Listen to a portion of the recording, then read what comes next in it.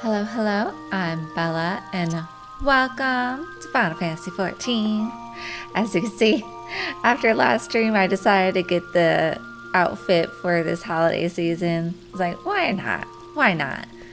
It's cozy. It's a cozy schoolgirl. I guess that's what you can call it. Oh my word, I am so glad I never had to wear uniforms when I was in school. I think it was like optional when I was in middle school. But no, I have to have my own style. But it's cute. It's cute. Alright, so on to the main story.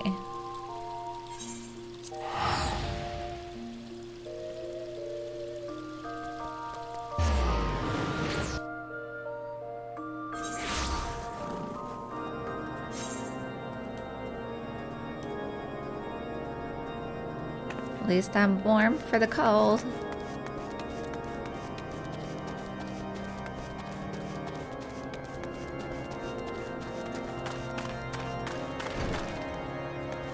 Anyway, no. I need to head this way. That's alright.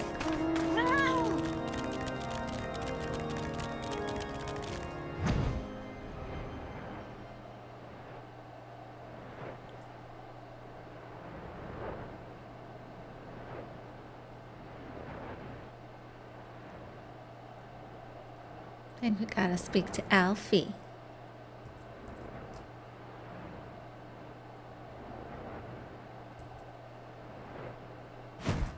Alfie, Alfie, you're always complaining about the cold.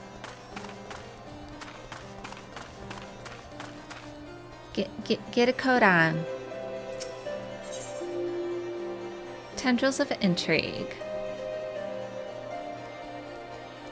I think I was actually collecting an armor set for a bard, so I noticed I was doing that. Haddock dip. A thick, salty dip made from a puree of haddock, raw egg, and mashed potatoes, a favorite of Rokudan tribes hailing from the North Seas. Not much for fish. I like fish and chips, though. Alphino is eager to hear Ilbert's report on the ivy.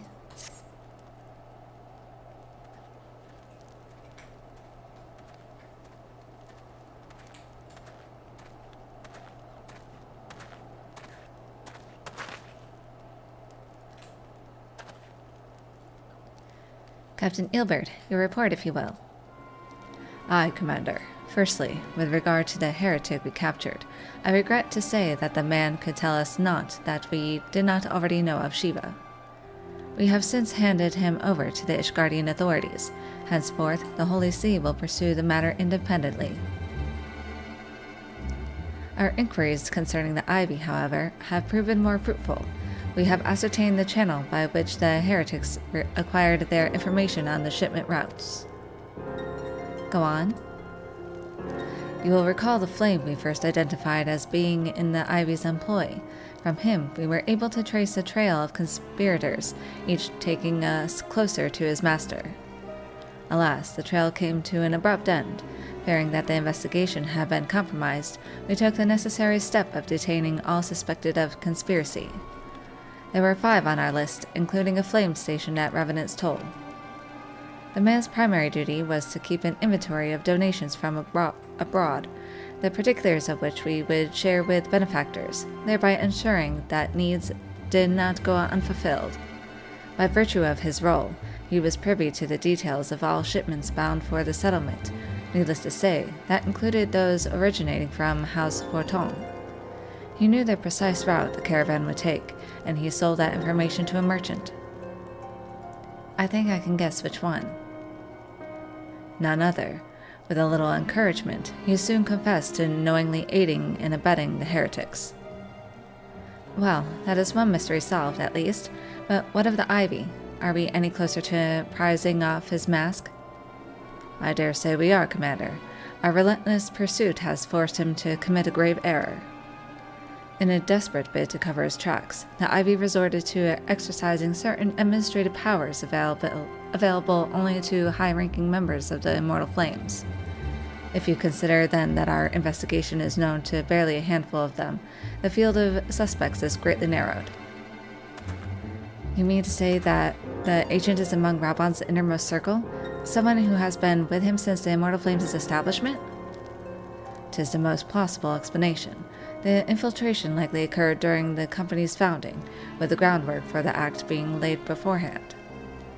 To slip into a position of authority unremarked, and remain above suspicion all these years. I too was surprised, though I really should not have been.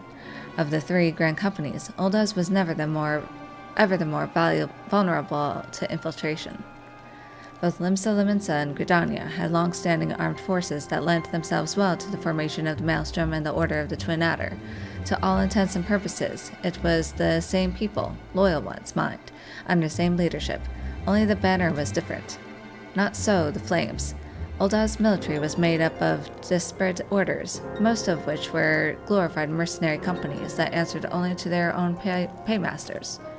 Hardly an ideal environment in which to establish something as high-minded as the Grand Company.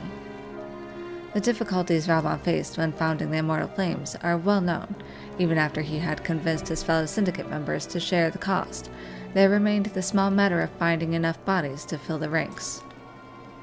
Indeed, and given the pressing nature of the Imperial threat, that meant recruiting every passing sellsword. Amidst the chaos of its founding, it would have been child's play to infiltrate the company. A good deal easier than now, aye. The Immortal Flames have ever been caught between conflicting interests, the public and the private. Though the monetarists ultimately agreed to support the organization's founding, it was not out of charity that they did so, but simple self-preservation. Had Nail Van Darnas's ambitions been any less apocalyptic, you may be sure that they would never have risked supplying Raubon with an army. 'Tis but a wonder they did not attempt to extinguish the flames the moment the danger had passed. Returning to the present. Even as we speak, our Doman allies are shadowing several high-ranking flames, any one of whom could be the Ivy. Desiring to deal a blow against the Empire, the refugees were eager to lend us their aid. I expect to hear from them ere long. Very good. Pray continue your investigation with the first. Meanwhile, have the second attend to the unrest. The third can join the fourth in inspecting crystal shipments. If they notice anything unusual, I want to know about it. If Shiva is summoned in like manner to the other primals, the heretics will be looking for further supplies. Understood, Commander. I shall send word to Sir Emmerich, informing him of our success in identifying the heretics as abettors. Hopefully the information will be of some use to the Ishgardians. It is time, Commander. Yes, I am aware. An emergency council of the Alliance leadership has been called. There have been developments in Garlemald, it would seem. As commander of the Crystal Braves, my presence has been requested. I would have you accompany me, Bala. As the realm's stoutest champion, 'tis only meet that you be present for the discussion.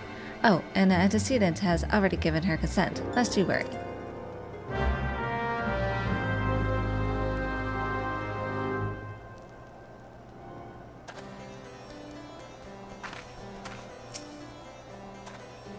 Upon the honor of the Crystal Braves, I swear that I shall not rest until the Ivy is unmasked and in chains.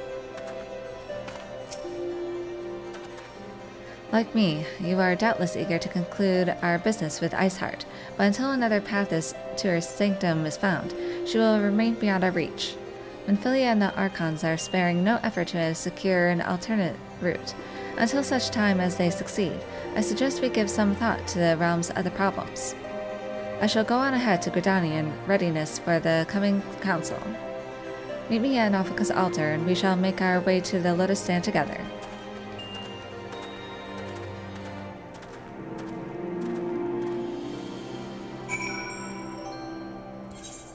Alright, back to New Gridania.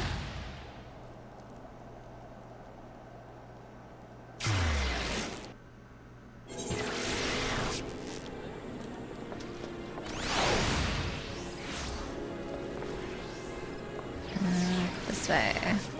No, wait, no. I get so confused sometimes when I arrive here.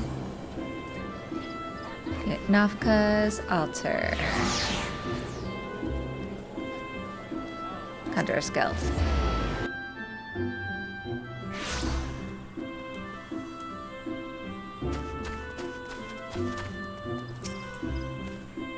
Unlike Grabon, politics is not my cup of tea. While you and the commander attend the council, I will attend to some business of my own. My thanks for coming, Bella.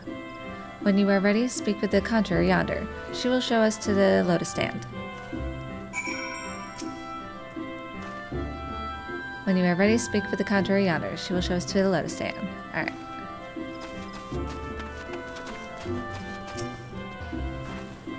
The Alliance leaders await you at the lotus stand. Will you be joining them now?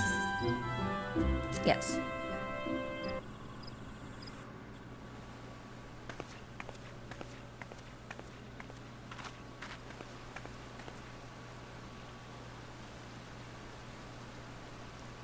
Change has come to the Garlean Empire, and we must discuss the implications.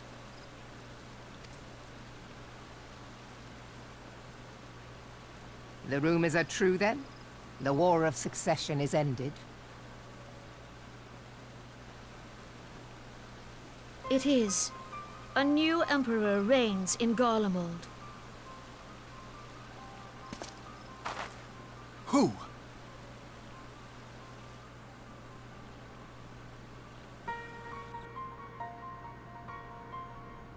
The birth and all too rapid expansion of the Garlean Empire is commonly attributed to the strategic brilliance of Solus Zosgalvis, yet he did not rule alone. Several members of the royal household also distinguished themselves during his reign. Nevertheless, it was the eldest son who stood to inherit the throne, until his most untimely passing. I thought us fortunate when I learned that the Emperor had died without naming a successor.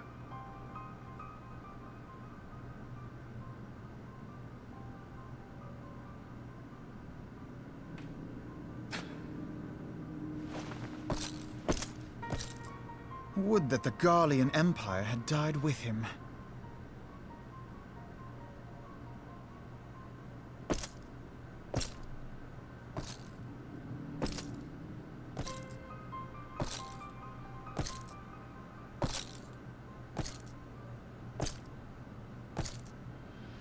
Twas the grandson and his uncle who had the strongest claims, was it not?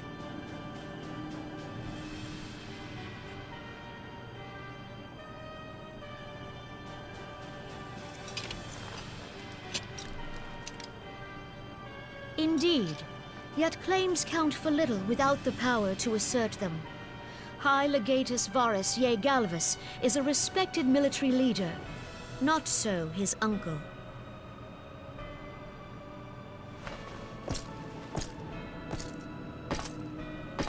So, young Varus has torn the crown from his uncle's grasp and taken his place at the head of the Empire.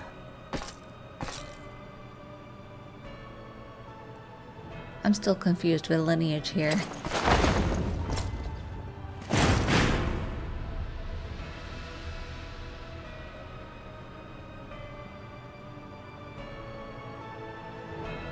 So this guy was just a general. He's not like a descendant of that previous emperor. Correct me if I'm wrong. Given the troubled nature of his succession, the new emperor will require time to seal his grip on power. Yet have no doubt but that he shall, for there are none left with strength enough to oppose him.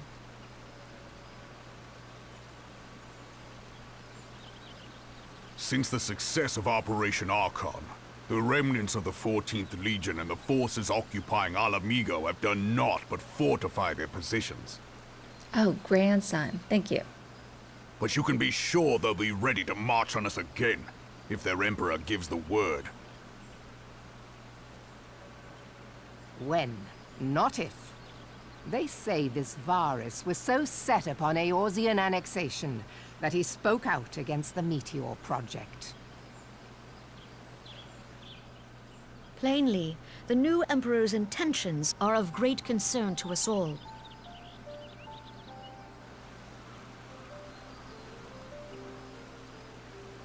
I propose that we set aside the Cartno dispute for the present, and discuss what measures the Alliance might take to prepare for a resumption of hostilities with Garlemald.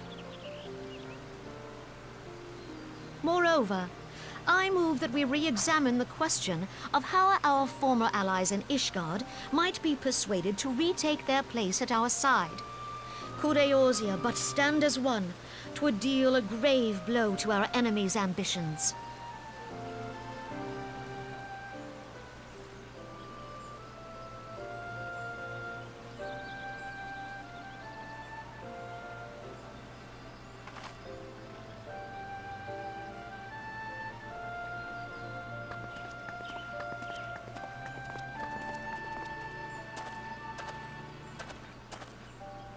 Well, I suppose we should be grateful that they have finally acknowledged the inevitability of Imperial attack.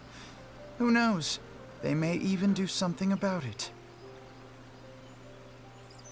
If only the leaders of Ishgard would follow their example and stop hiding behind their gates, praying for the coming storm to pass them by. But that is a discussion for another time. At present, I am more concerned by the fact that the Alliance's mooted preparations will be made known to the Garleans many moons before their coming. So long as the Ivy eludes our grasp, no secret is safe.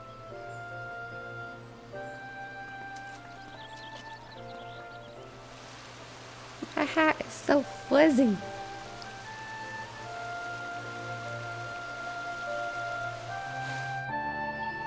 I don't normally wear hats, but it is cute.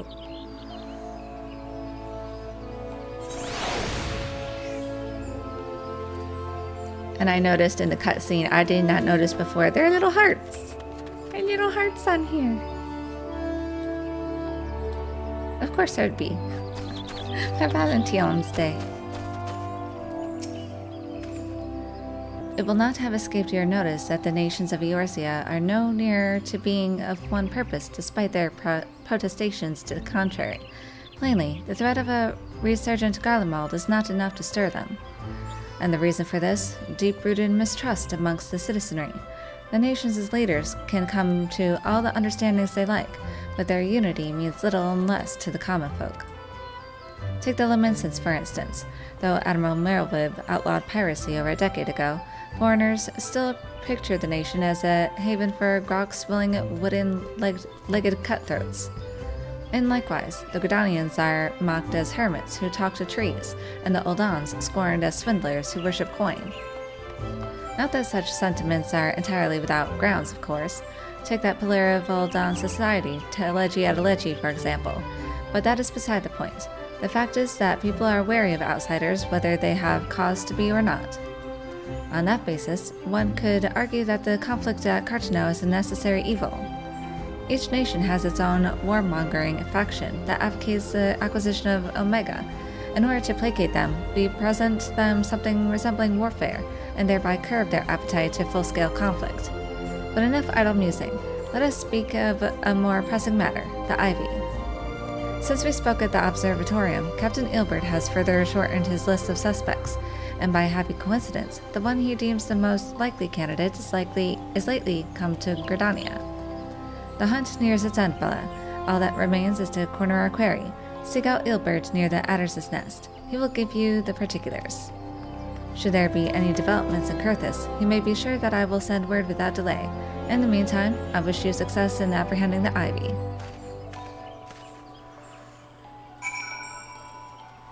Alright, where's Ilbert? Okay, back in Old Gridania.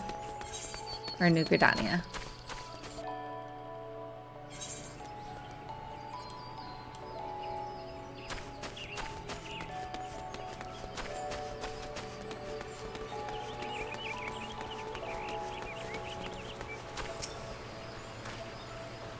My thanks for coming, Scion. Doubtless the commander has informed you, but we have unmasked the Ivy. From this point on, we must proceed with extreme caution. Alright, for this one... Okay, yeah, I will take the gold.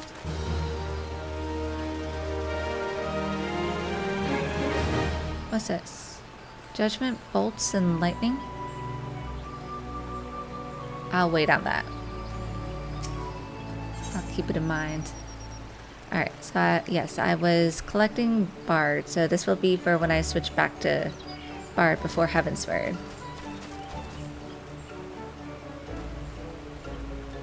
I just want to see what this looks like. Eh! It's like a gesture.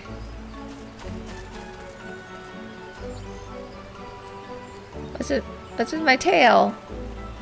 Why is my tail like that? Not sure I like that. That's weird. But yes, I will be getting this one. Ilbert is convinced that he has discovered the Ivy's identity and is preparing to move against the Garlean spies.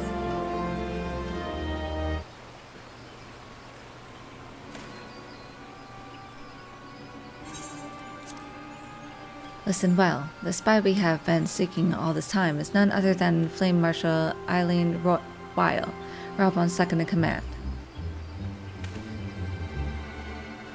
Prior to joining the Immortal Flames, she was a mercenary of no small renown. They say her skill with a polearm had to be seen to be believed. Of Ishgardian birth, she is the highest ranked foreigner in the Immortal Flames, barring the Flame General himself, of course. When he formed the Grand Company, Raubon chose people based on their worth, whence they hailed was of no interest. The Monitors saw things differently, however. Having funded the enterprise, they reserved the right to reject candidates nominated for high-ranking positions. And 'twas no secret that they did not favor foreigners, Ishgardians especially, after the way the Holy See forsook the Alliance. Yet the Monitors did not raise so much as a murmur of protest when Weil was appointed to her post. Passing strange, is it not? Could it be that the Ivy has some hold over the Monitarists? See nothing.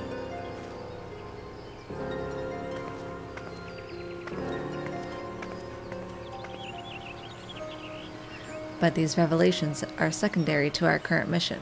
Of foremost interest to us is Weil's presence here now. As you may be aware, it is the duty of the Flame Marshal to command the Mortal Flames in the absence of the Flame General. While Raubon attended the Council of Alliance leaders, she should have remained in the Hall of Flames. The woman has no business being in Gridania, yet here she is nonetheless, on some pretense. She is up to something, mark my words. Even as we speak, I have a dozen men trawling the Flames' records for evidence of Weil's guilt, but if we can catch her red-handed, we shall have all the proof we need. Which brings me to the plan. I have people watching the city gates, the airship landing, and the docks, every point of egress. She cannot leave without our knowledge. All that remains is that to shadow her until she betrays her true purpose. Can I rely on your eyes, Scion?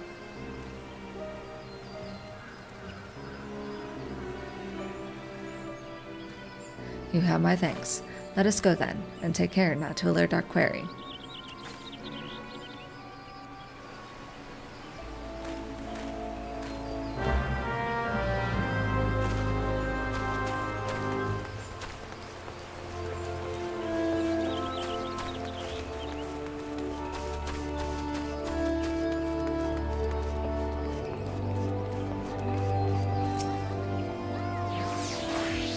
Weil is headed in the direction of the Blue Badger Gate. With me, Scion.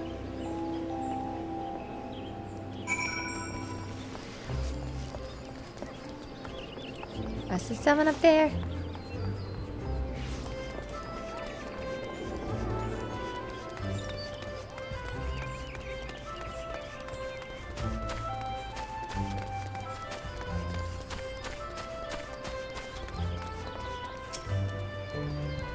So, Weil has entered the Carline canopy, meeting someone perchance, or could it be she means to board an airship? Pray look for her within. If she is not on the upper floor, try the landing area below. One of mine is stationed there, and she may have seen something. Ephemy is her name. I shall remain here in case Weil reappears. Quickly now, look for Weil inside the Carline canopy. She is not on the upper floor. Try the landing area below. Speak with Ephemy. She may have seen something. Alright, down below.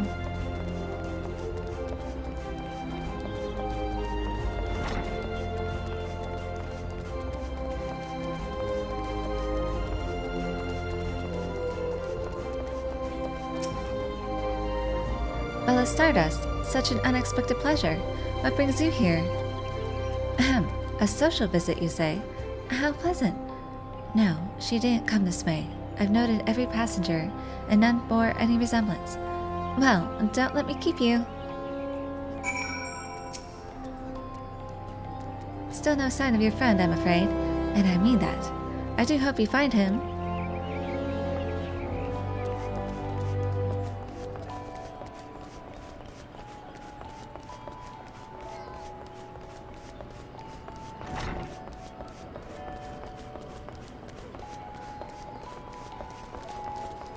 She's not here.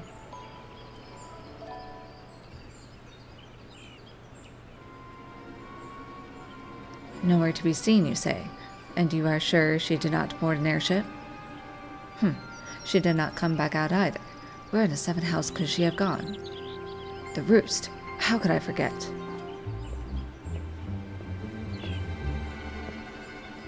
Greetings, good sir. Might I interest you in some Moontui tonic? A cup a day imbues a man with great vigor, if you take my meaning.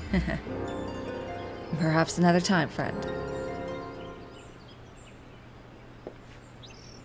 Wait, that necklace. You are a shinobi of Doma. The woman you seek has left Gridania by way of West Shore Pier. She was attired as a merchant, but these eyes are not so easily deceived. You may wish to take your search to the East Shroud. Rest assured that we shall continue to support you from the shadows. Thank the 12 for the Domans. Were it not for their unique talents, Weil would have disappeared without a trace. Alright, get this. What's this? A triple cream coffee. Ah, sounds delicious. Freshly roasted ground coffee beans, percolated to perfection and mixed with an equal amount of thick dairy cream. Ooh. Get that. I need to eat something. Let me see. What do I have? I gotta sell so much gold. I was kind of working my way up, so... Oh, some of these dishes look delicious. Except that one. You know, I think they actually do this in Japan. I've seen, like, videos of them herding sharks. Don't do that. Alright, I'll just eat some raisins.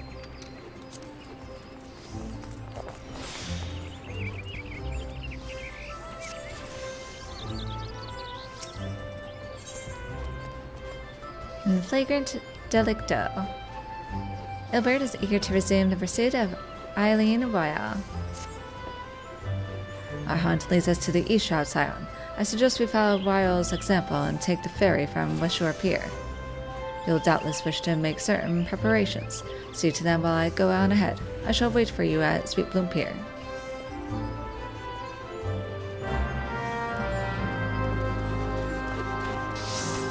Perfect. I'll stop by the markets to sell some staffs. I love these wings. I love those wings. So pretty.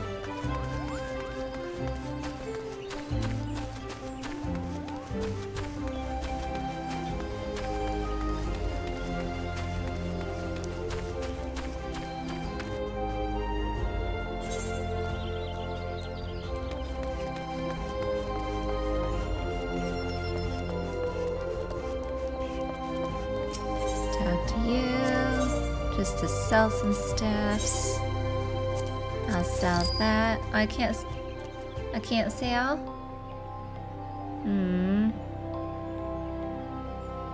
Unsellable. Alright, I'll just have to destroy that then. Sell that.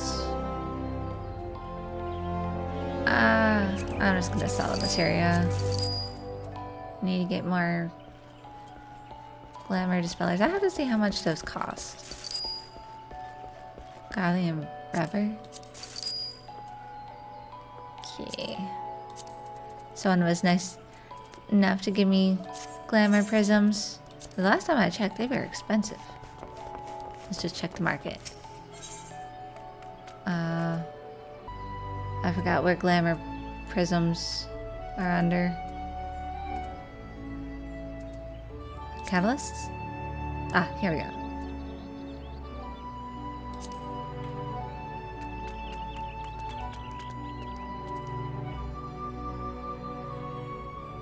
Seems like they went down, so...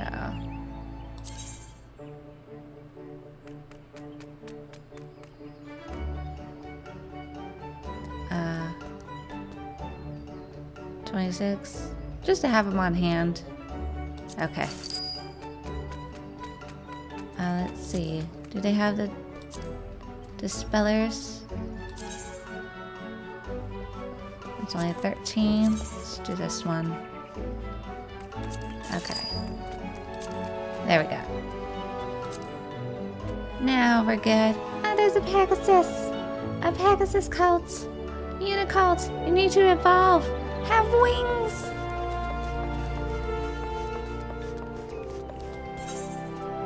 Yay! Now I got plenty.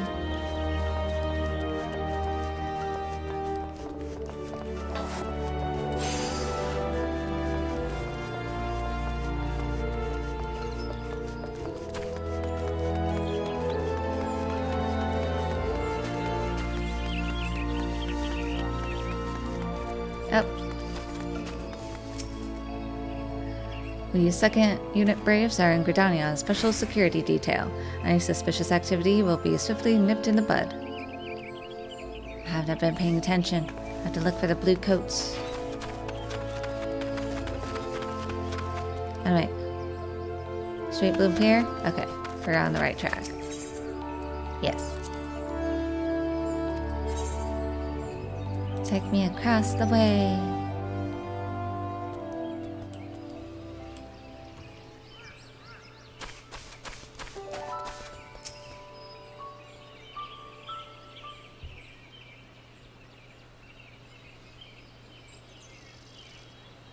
This way, my friends.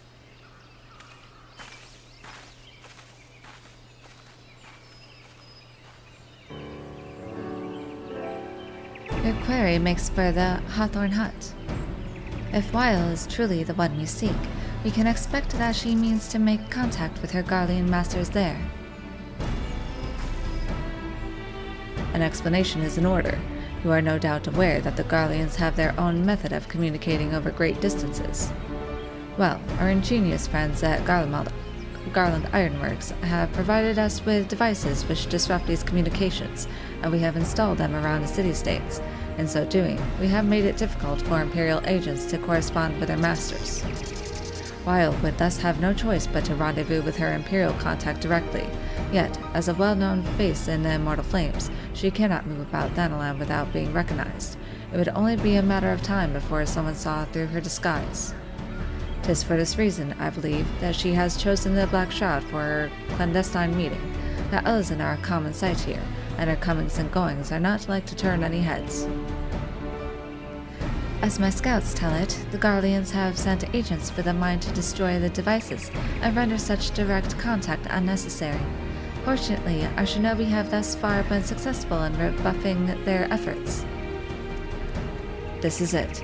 We need only make for Hawthorne's hut and catch Weil in the act.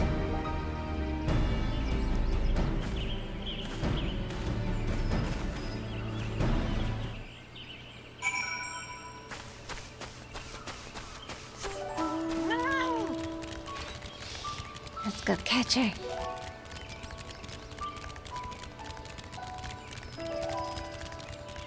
Ah, such a nice stroll through the forest.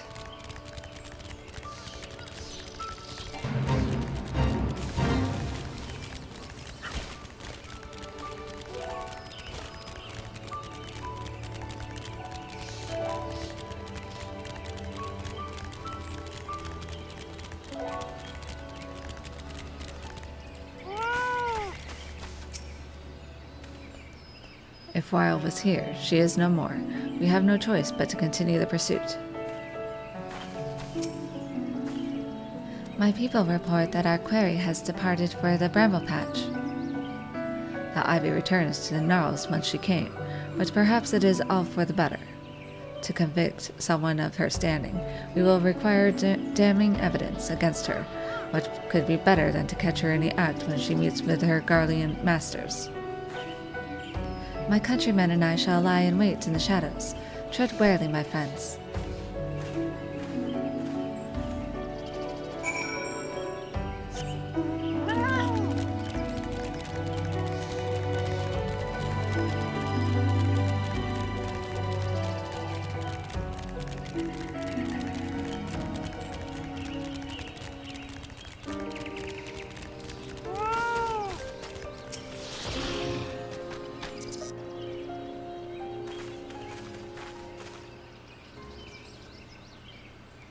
Just beyond, Weil is in conversation with an individual clad in the manner of an adventurer, an imperial intermediary, no doubt. This is it, with me.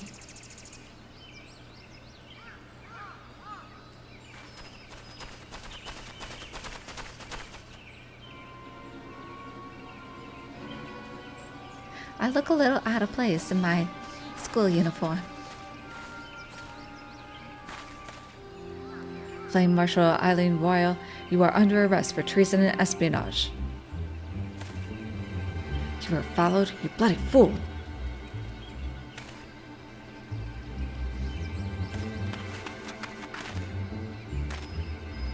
Damnation.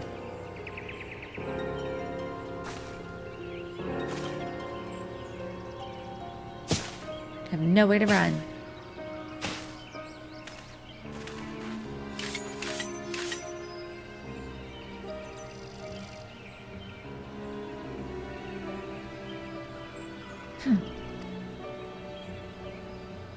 You are unarmed, my lady, and scarcely garbed for battle, but if you wish to fight, you are welcome to try.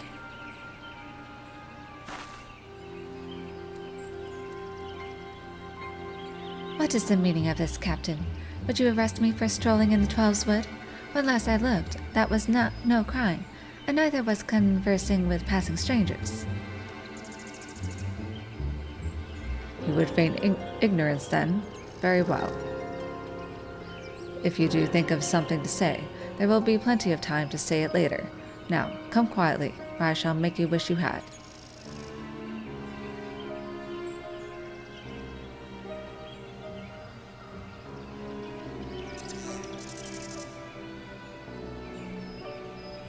I will offer you no struggle.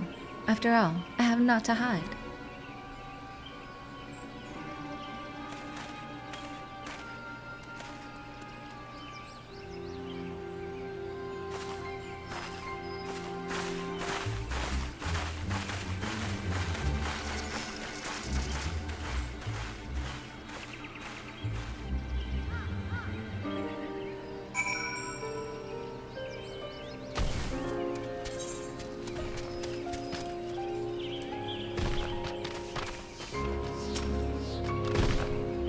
Even a warrior of Weil's renown could not have hoped to escape by force. Despite her claims, her surrender does not speak innocence, but an awareness that her position is untenable. With the ivy thus uprooted, it is to be hoped that the tendrils she entwined around the immortal flames will gradually wither and die. Mayhap then the people of Ul'dah will have the grand company they deserve.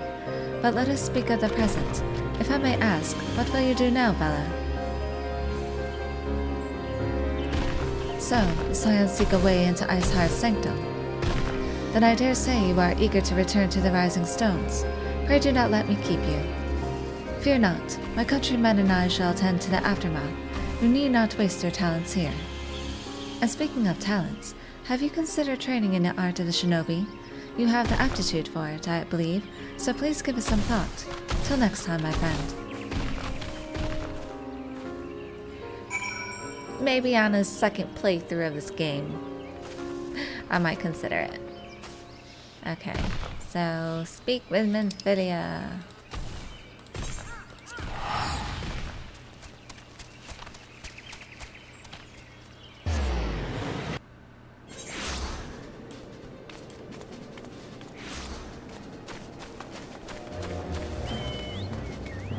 Here's one. I'm watching you. Here's that one.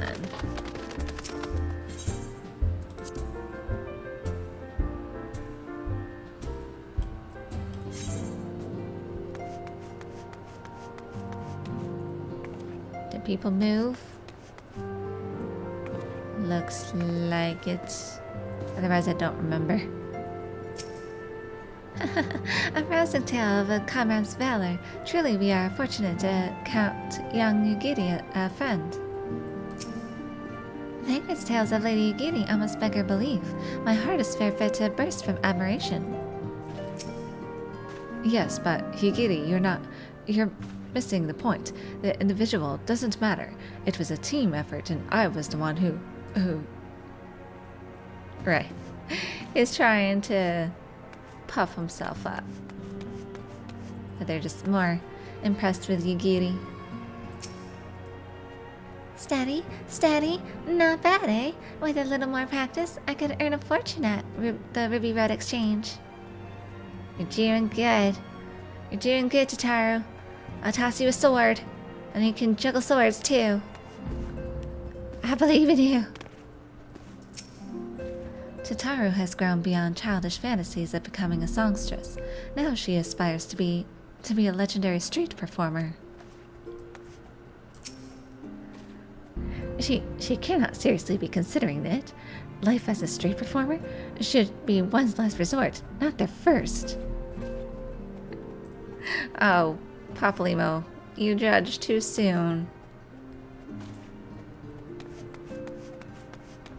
Is a street performer just a clown in this world?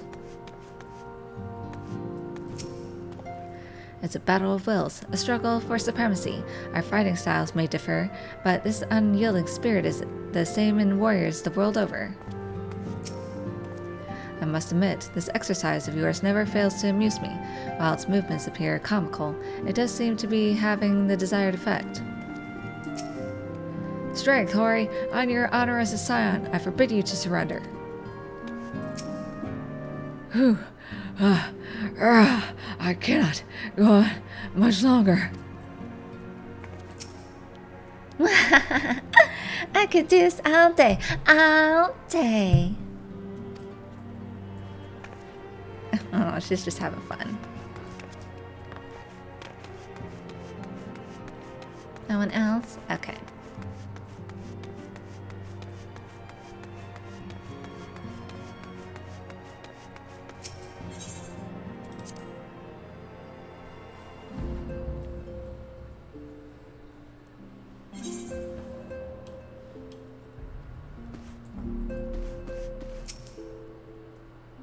Welcome back, Bello. I understand that Alphino had a task for you. May I ask what it was? Charges of treason and espionage against Eileen Royal?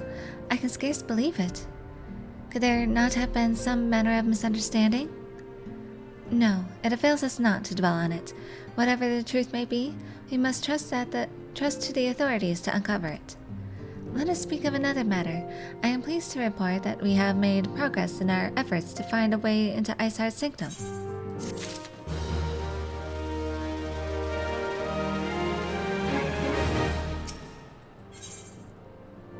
Simple plan. You're giving us a lot of food. Bacon broth. Sounds delicious. Though technically a soup, this Ixali dish consists mainly of large slabs of smoked bacon boiled with several other lesser ingredients. Minfidia has never been one to hesitate when it comes to asking others for aid. As you may recall, Iceheart used the Aetheryte in the depths of Snowcloak to teleport a short distance to the west, most likely to a sanctuary of some description. It is there that we suspect she means to summon Shiva using the crystal she stole from the House Breton caravan. The heretics believe that they are bringing about the second coming of their patron saint, but if, as we suspect, they mean to hold a summoning ritual of the kind employed by the beast tribes, it seems likely that the result will be something more akin to a primal. Suffice it to say, they must be stopped, and stop them we shall. But first, we must surmount the obstacle that Iceheart has placed in our path. Ordinarily, it would be a simple matter to tap into the established Aethernet and thereby follow our query. However, despite our best efforts, we have been unable to ascertain the position of the Aetherite to which she teleported. A prevailing theory is that she destroyed the second Aetherite upon arrival, a reckless, desperate measure, but also an effective one. After discussing the matter at length with Urianger, we have concluded that we lack the expertise to develop a solution. Which is why we have called upon the aid of one who does possess such expertise, a colleague of ours who is currently en route to Revenant's Toll from Charlian. She should be arriving within an hour, in fact.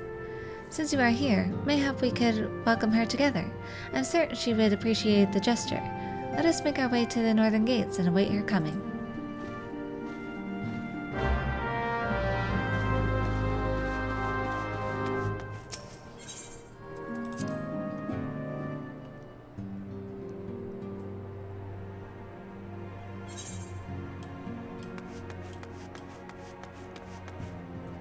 She's still juggling.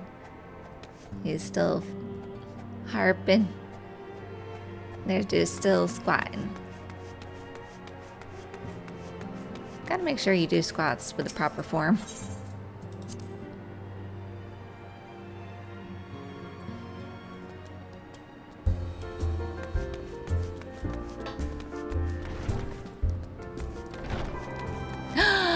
Nami Straw Hats! Nami's here!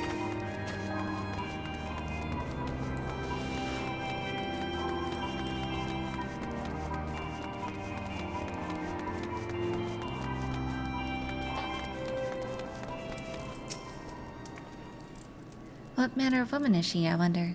We have spoken before via Link Pearl, of course, but it is not the same.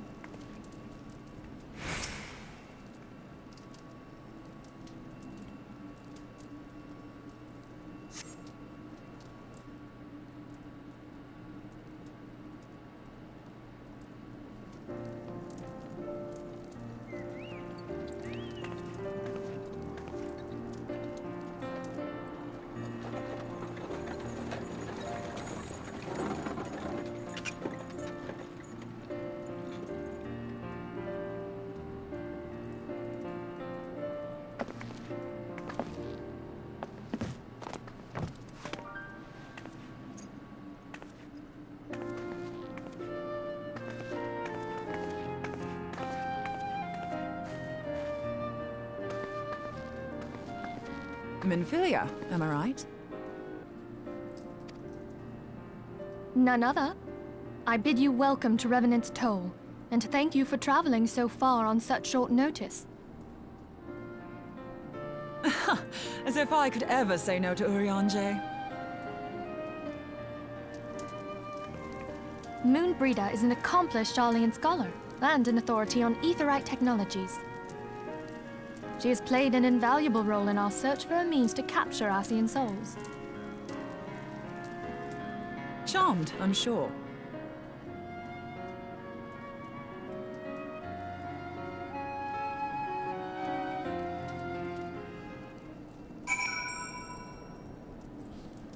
Moonbreeder is such a cool looking character.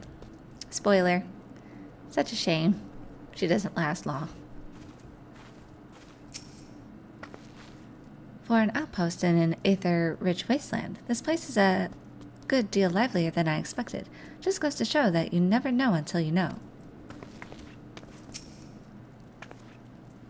Let us return to the Rising Stones at once, then. We have much to discuss.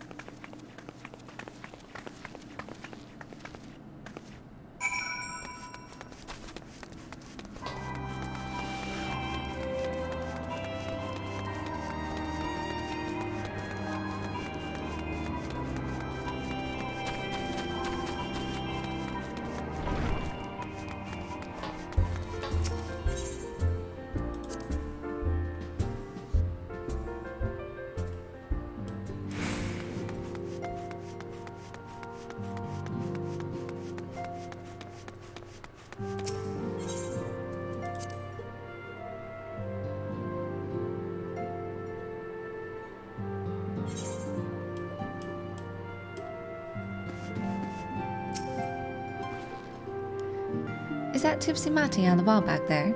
I'm amazed you managed to find all the pieces after, well, you know.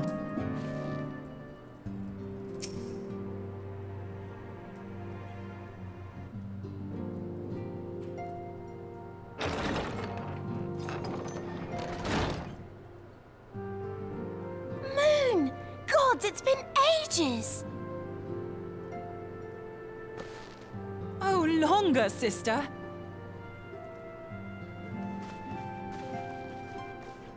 A joyous reunion indeed.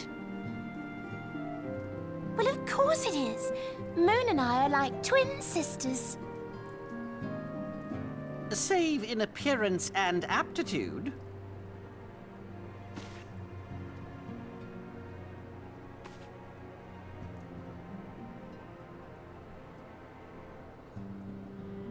Everyone, if I could have your attention. We have with us an esteemed guest who has come from Sharlayan to assist us. I bid Moonbreeder join us here that she might share with us her extensive knowledge of Aetherites. Also, as many of you are already aware, she has been overseeing our research into white auracite, a sample of which she has been good enough to bring with her.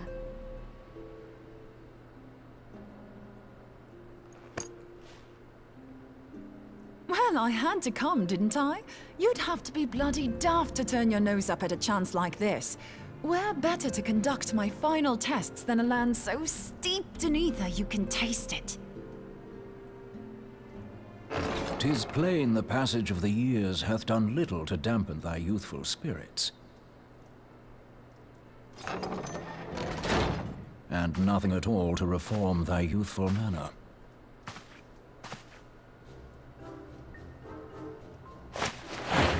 I love these two. Oriange, where in the hells have you been hiding? Unhand me. Is not used to being manhandled. I come all this way, and that's what you have to say to me. I much preferred when you were pleading with me to drop everything and hurry to your side. What was it you said? None save thee can satisfy this need. I ship them. Go on. What need, Urianger? Needs to be satisfied. Thine artless attempts to misrepresent mine all too innocent motives do thee little credit. Mine intent, as well thou knowest, was but to impress upon thee the gravity of the circumstance. Lest thou doubt, a deiform entity shall shortly be summoned, save if thou and no other grantest my compeers thine aid. You still haven't found it, then? Your missing aetherite? We have not. No. We know that Iceheart teleported to an aetherite not far from the first. Yet even after careful analysis, we could not locate the second beacon. We now suspect that the heretics destroyed the second aetherite to impede our pursuit. Our allies continue to scour Snowcloak for Iceheart's sanctuary, but we have no guarantee that they will find it. Yet it must be found, for even now Iceheart prepares to call upon Saint Shiva. I'm sorry, but if the aetherite's been destroyed, then that's that. Although, you're absolutely sure she used the first aetherite, are you? She didn't just use teleportation magics? One of our own bore witness to her escape. I can say with absolute certainty that Iceheart used the aetherite.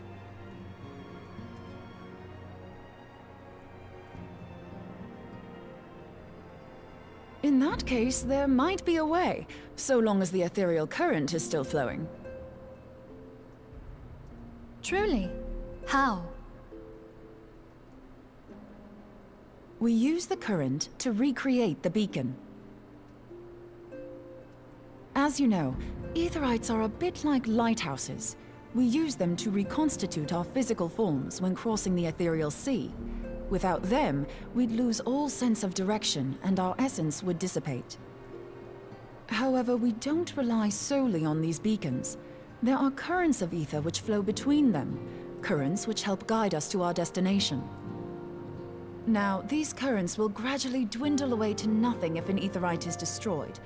But if even a sluggish flow remains, we could theoretically use it to direct a surge of concentrated ether towards the void left by the beacon, and thereby fill it up again.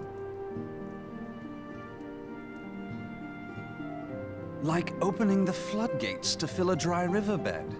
Though, correct me if I'm wrong, but would we not need a veritable reservoir of ether? In concert, we might manage to channel a sufficient volume, yet that is not my chief concern.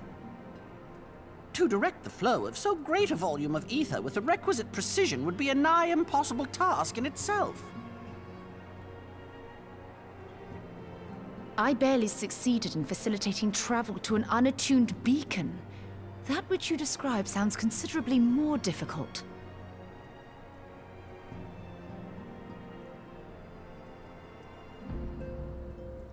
And Yeah, it dangerous. just wants to fit in. Every person who has attempted to teleport in this fashion has died in the process.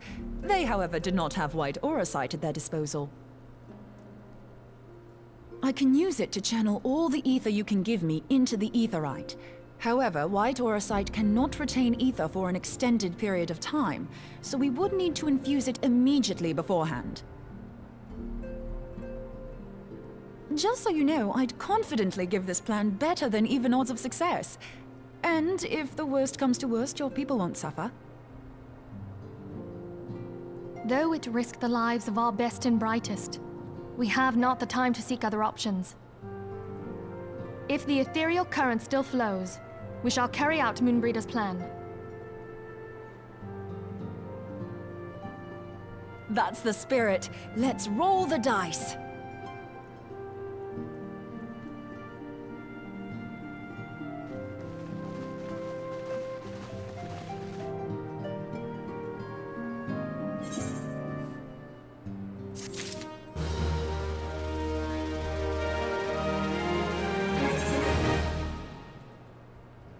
Anyone else in here?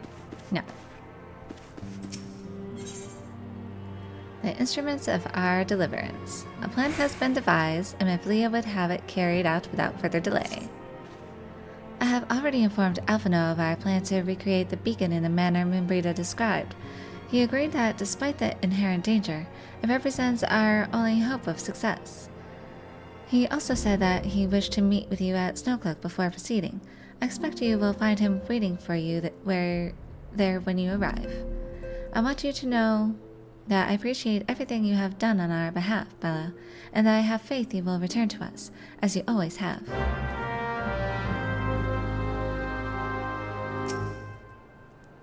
Moonbreeda is a brilliant and dedicated scholar.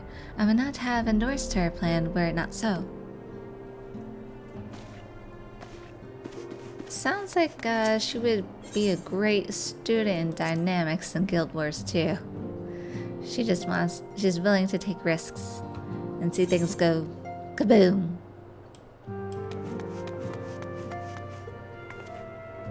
Ataru, you okay? I shall pray for your safe return, Bella. Yours and the others. Ah, sweet little boy. Over the years, I've learned that it is better to busy yourself with things you can control, rather than worry about things you cannot.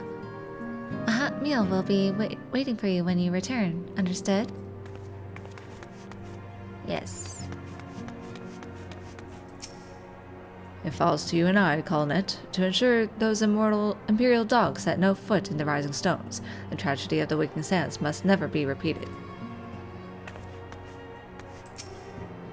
Quite right, Hori. Yet I fear we, two alone, could not resist a full-scale assault. Mayhap we had best draft a plan of evacuation, should the worst come to the worst. Anyone else here?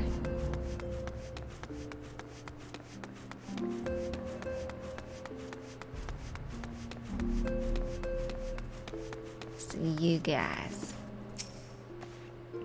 Dewari and Hozan are about to take up their posts. It seems even the children are starting to understand the gravity of the situation. My father has agreed to take care of Yozan for me. The children need role models, and we must do whatever is in our power to provide them. I am ready. Hozan, are your preparations complete?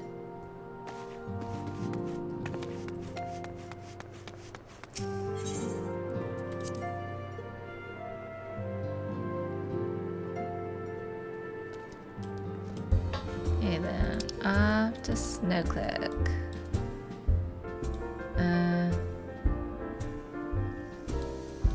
guess we have to come here.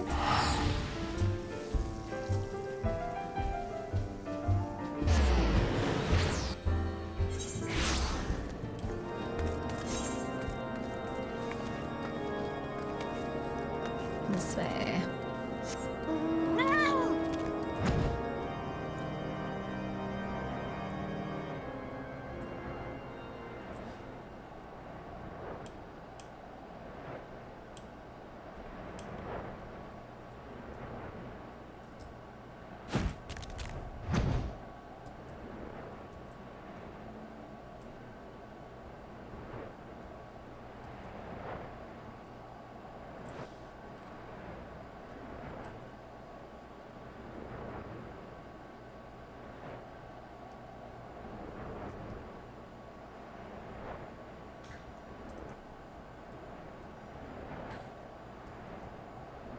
So quiet.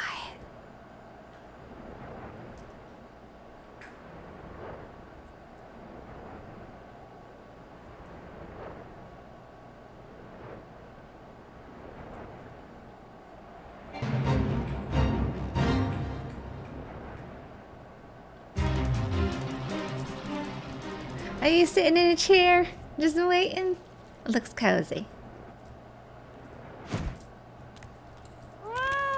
Amaric's not here. Trust in the power of White Orsite, Bella, and in me, of course. Good to see you, Bella. I was starting to wonder if you were having second thoughts. Captain Ilbert sends his regards, by the way. He attends to the interrogation of Eileen Weil in Uldai even as we speak. But I shall not distract you from the matter at hand. We can discuss the Ivy upon your return.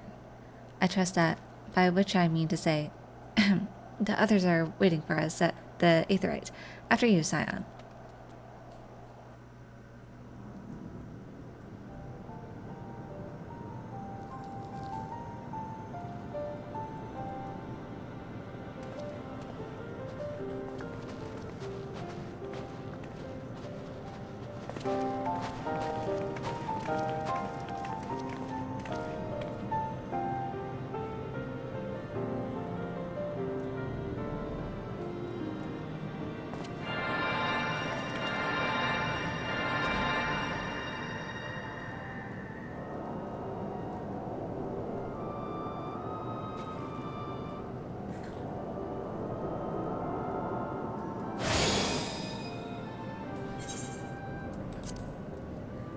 There, it's ready.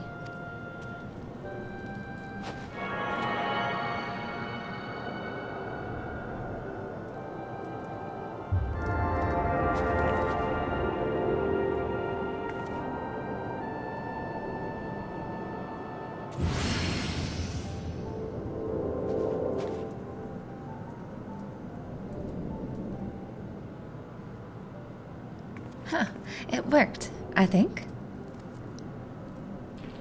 Try tuning to the Aetherite now. Feel for the current and try to locate the beacon.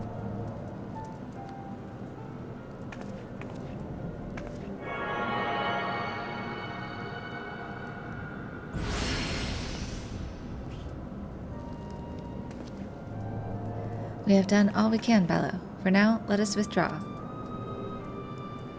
When your final preparations are complete, you must seek out the beacon we have created. If by the grace of the 12 you arrive safely, you must stop Iceheart before she summons Shiva.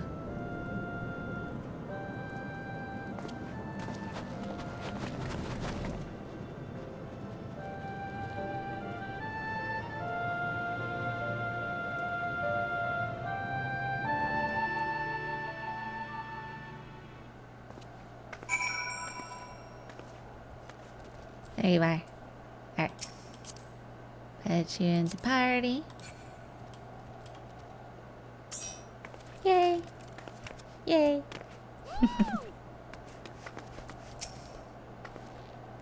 I have a mind to join you, but Urianger made me promise I wouldn't. Apparently, the thought of me becoming Shiva's thrall was too much to bear. As if I'd give her the chance. We cannot ignore the possibility that our actions have lured Iceheart to our plans. Should that be the case, she may attempt to hasten the completion of the summoning ritual, and if she succeeds, you will have little choice but to face Shiva in battle. Knowing little of this, Saint, I cannot say if your own strength will suffice, and so I would encourage you to call upon your allies. Some may have reservations about wagering their lives on the success of Moonbreeda's experiment, but others will surely agree that desperate times call for desperate measures. Before you assemble your party, pray speak with that knight. I believe he has a message for you from Sir Emmerich. Husbando. Of all the Myra challenges you have faced, I should be amazed if it were a failed teleportation attempt that finally killed you. Pray do not surprise me.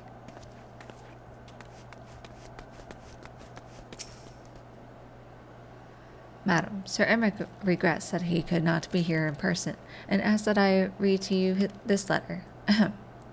Ishgard faces an unprecedented threat, yet in our hour of need, it is not her knights who stand poised to defend her. Belle Stardust, the warrior of light, savior of Eorzea, your deeds this day shall not be forgotten. Where others would flee, you choose to remain.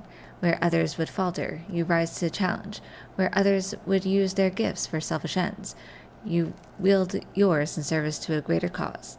May Halon bless you with good fortune and see you safely home. Someone... Here, I'll just respond. Is it Centel? Queuing for Shiva. 'Tis not a matter of training your eyes, I fear. Without foreknowledge or serendipity, we will never find every tunnel. The very land conspires against us, the broken ice ever reforming to conceal the entrances.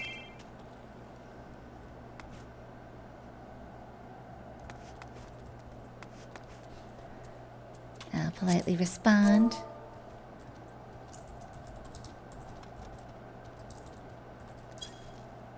Alright.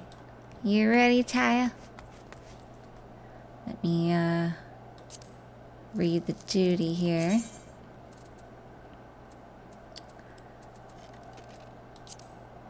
Alright, here we go.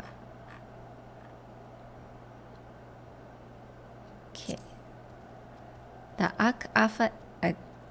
the Ak-Afa Amphitheater. I'm guessing that's how you pronounce it. For as long as their nation has warred with Dravania, there have been Ishgardians who instead choose to ally themselves with the dragons. Shiva is said to have been among the first, hence why the heretics revere her as a saint. That Iceheart and her followers intend to summon Shiva with the crystals they have stolen is plain. But is this unprecedented act even possible? If so, then Ishgard, if not the entire realm, is in grave danger. Okay. Oh, you know, I just want to see how long the wait is before we jump in. Let's just see. 5 minutes? Less than 5 minutes? Let's wait. We'll wait. Let's see if we can do a big party. Let's dance. Dance. I need a better dance emote. I don't have a longer one. Do you have to buy that one or can you get that one in game? It's pretty. I like the musical notes.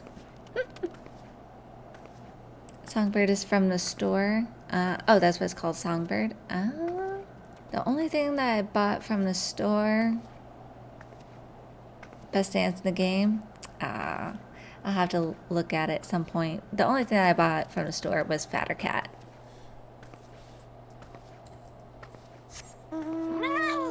A squishy cat.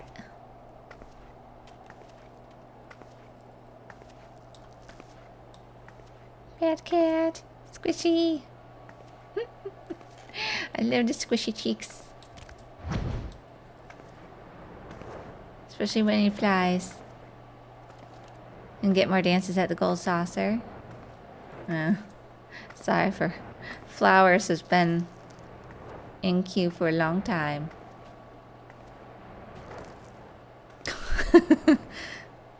Like I said, if the 5 minutes goes past, then I'll unqueue us and put us in a personal party, unregistered party. I don't have patience. For some things I do. Some things I do. I don't understand. You don't have to wait. If you want to go through the story, you could just go with NPCs. I seriously wonder too if it's just like the time of the day. So I noticed that because around this time you'd be, if you're on your own waiting for a party, it's definitely a long time. But then like if you go later, like around past 8, like maybe closer to 9 Eastern Standard Time, and you have a better chance. Probably because people on the West Coast are logged in at that time. Alright, I don't really see it as getting in. There's no one else queuing. Okay. Yep, so withdraw.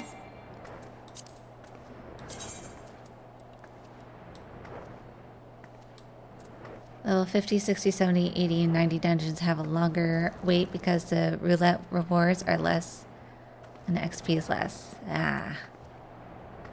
Well, it screws people who are trying to move through a story. But thank you. I'm glad you're my friend. Alright, so let's do unregistered party. Confirm. Oh wait, no. Dungeons between those go faster due to leveling roulette. Yeah. Let's go. Yay.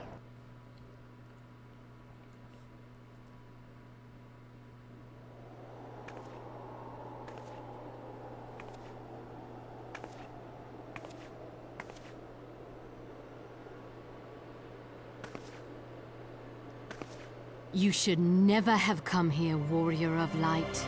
I labor only to forge a lasting peace. A peace you would deny us out of ignorance and blind faith. I love this stage. Oh. No matter. If it is our fate to be at odds, then it is mine to strike you down. We whom gods and men have forsaken shall be the instruments of our own deliverance. Partake of my flesh. Fill this vessel with your light. Walk amongst your brothers and sisters once more. Oh, Saint Shiva, still the hatred within our hearts and bless us with eternal grace.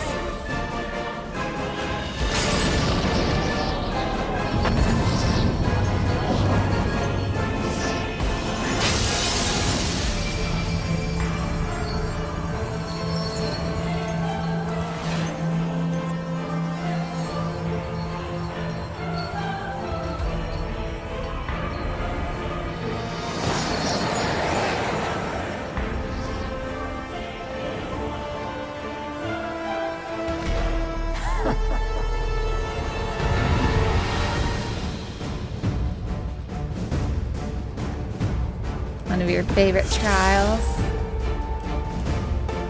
Yeah, she was cool.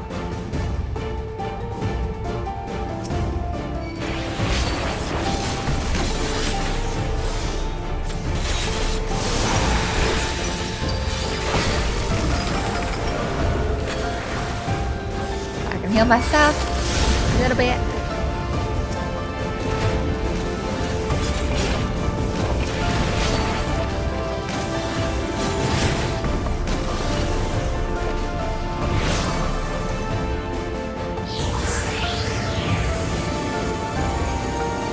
ice skater. So pretty.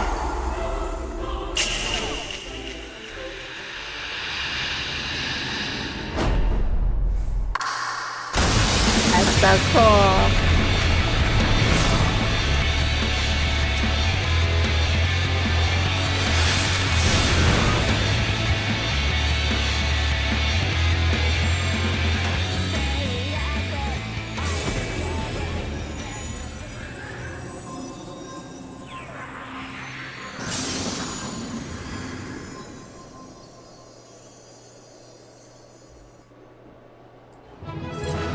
Yay!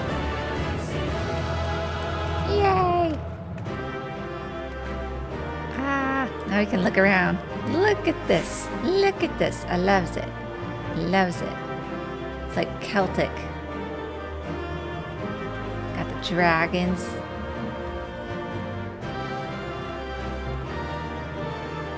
Loves it. Love the Celtic motif. And the sky, the aurora. Wow. Wow. Look at this over here. It's so pretty. It's so pretty. Alright. Let me, gotta, trying to remember here. That, there we go. I need to start taking screenshots. Start doing it for Guild Wars too. I gotta do it here. Yay, yay. Beautiful.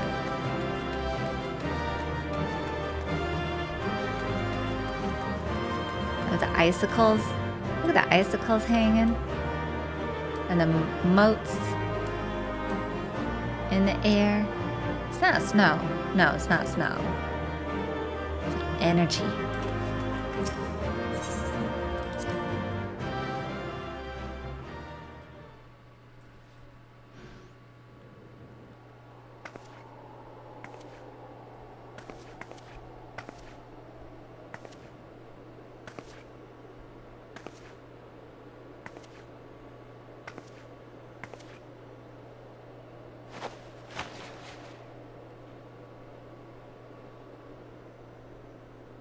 Fool.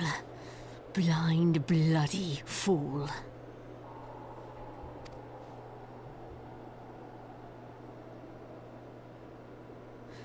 You, of all people, should understand the suffering war begets. That no sacrifice is too great if it brings an end to the violence. Mine is the righteous cause.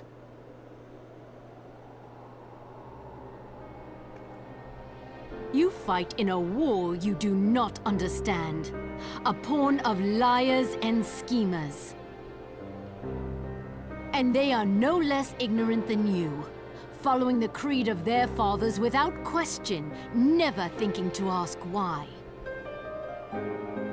Trapped in a delusion of their own creation, and blind to the truth.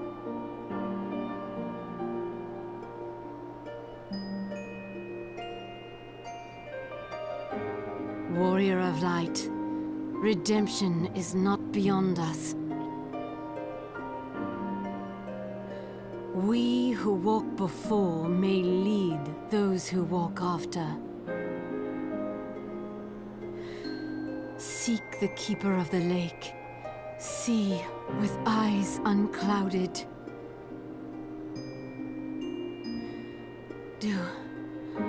Do not squander Mother's gift.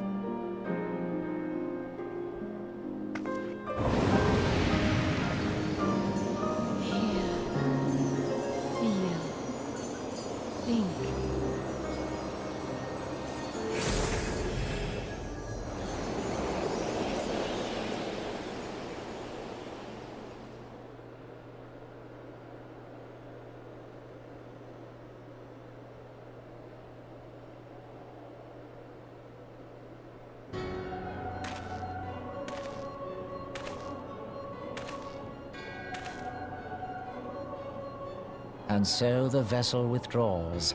A predictable outcome. Guy with his sideburns. Nevertheless, La Habrea will be pleased.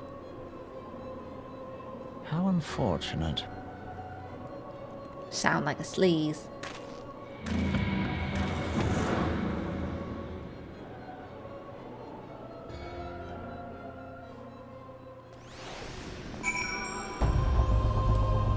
Yay! Oh wait, where's Alfie? Is Alfie around here? He's not here. By the 12, you're alive. I mean, of course you're alive. Why wouldn't you be? Iceheart did what? And you're certain about that, are you? Giovannians are skilled with glamours, after all. Look, if you say that's what you saw, I believe you. It's just that I've never heard of a primal being summoned like that before. Are you sure you are not injured? Head trauma has been known to cause hallucinations, you see. No? Fair enough. I was only asking. What was that? Oh, you can use G-pose for more control for screenshots too. Oh, yes, I forgot. I do have G-pose on here on my sidebar. I just forget about that sometimes. The road less traveled. Membrita remains unconvinced that you have not sustained a head injury. If you ask me, there's not to be gained from mulling over the implications of your story in the freezing cold. Let's save it for the Rising Stones, eh? I'll get everyone to meet us there. Ah, but before that, you had best pay a visit to Whitebrim Front and speak with Alphino. He's probably worried sick about you. That, or is he's busy playing at politics with the Ishgardians. Either way, I'm sure he'll be delighted to see you hale and healthy. Speaking of which, you don't have a headache or anything, do you? No? Blurred vision? Oh, no reason. See you again soon.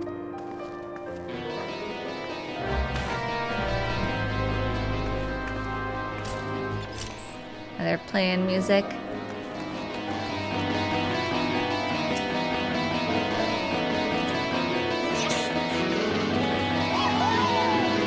You go! Rocket!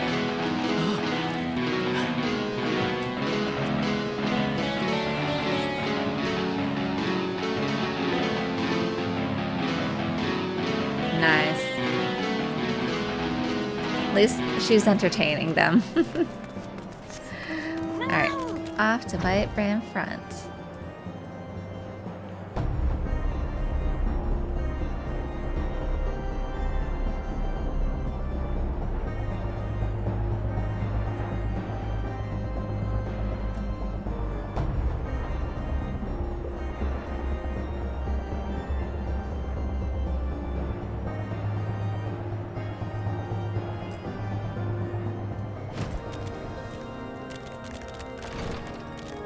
Alfie!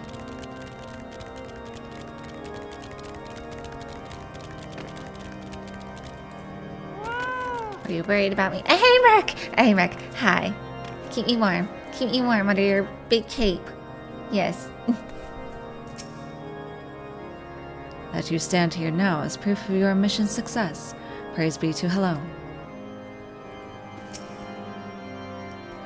'Tis customary to report to one's commanding officer after completing a mission.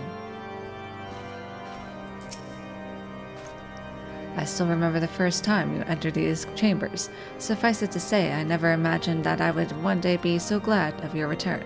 Welcome, my friend. Welcome.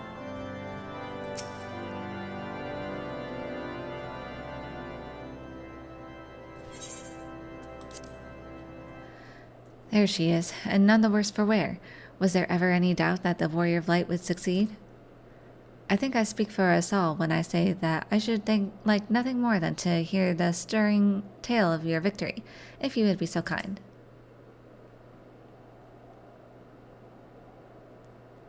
Then we were too late to prevent the summoning. But not too late to prevent further loss of life, an outcome worthy of celebration, and one for which we have Bella to thank. Yes, you are right, of course, Sir Emmerich. We should be content with what we have accomplished. I, for one, could not have wished for a better outcome. Shiva is no longer a threat, and the heretics have been routed. Aye, there is the matter of Iceheart's escape, but she cannot run forever. Whether it takes days, weeks, moons, or even years, my knights will find her. In the meantime, Lord Dremont, is the caravan ready? The supplies that your men recovered have been prepared for transport in accordance with your wishes. Rest assured that my knights will see them safely to Revenant's Toll. Of that I have no doubt. I take it these are the self-same supplies the heretics stole from the House Fortin caravan? Less the crystals, which comprise the bulk of the shipment, yes. Scarcely a fraction of that which was promised, but a meaningful contribution to your cause all the same. Ah, on an unrelated note, Bella, might I trouble you to accompany me to Camp Dragonhead at your earliest convenience? 'Tis not for my benefit. A certain lord was most distressed when he learned of your intent to risk life and limb to stop Iceheart. It took half a dozen knights to restrain him, I am told. Oh. Men give vent to their anxieties in myriad ways. Pray do not think less of him.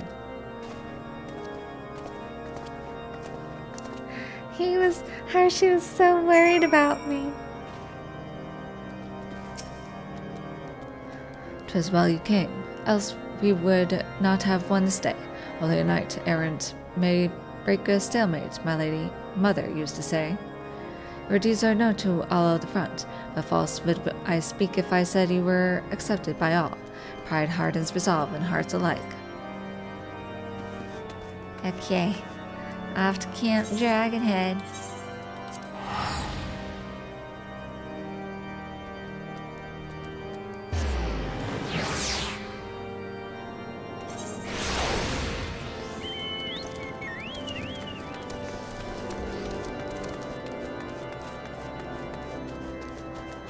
So I had the vision. I could see Hershey being held back by many a knight, trying to make his way to me, to save me. Oh, here's Alfie first. Alfie first. Not my Colty. There you go. If our business here is concluded, we should attend to Sir Emmerich in the intercessory.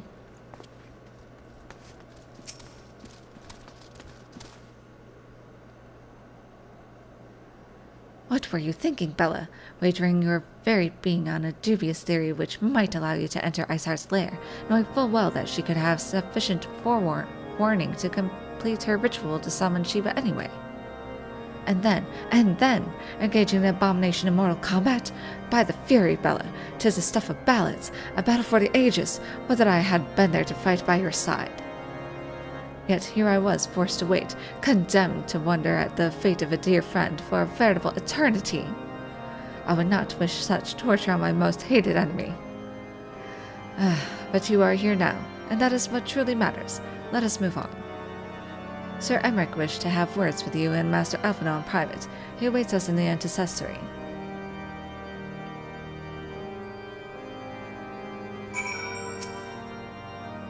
Pray go on ahead without me, Bella. Another matter requires my attention, but I shall join you anon. Alright, so I'm sure Alphino says that same line. So let's go to Husband Dow.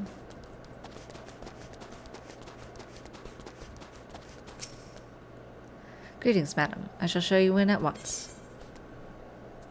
Yes, please.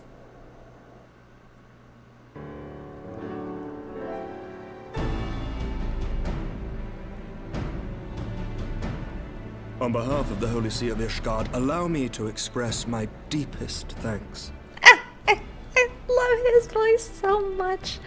Never before have we been required to contend with a primal. Indeed, there were fears in some quarters that our knights might not be equal to the task. From what we have now learned of these beings, I can say with certainty that we would have lost a great many men had the Scions not intervened. His voice is like butter. Then the argument for preemptive action should be self-evident. Perchance now you will reconsider my proposal that Ishgard move against Natalan. ere we first met, a similar proposal was tabled, but the Holy See decreed that we were to observe, and that military action should be taken only in self-defense.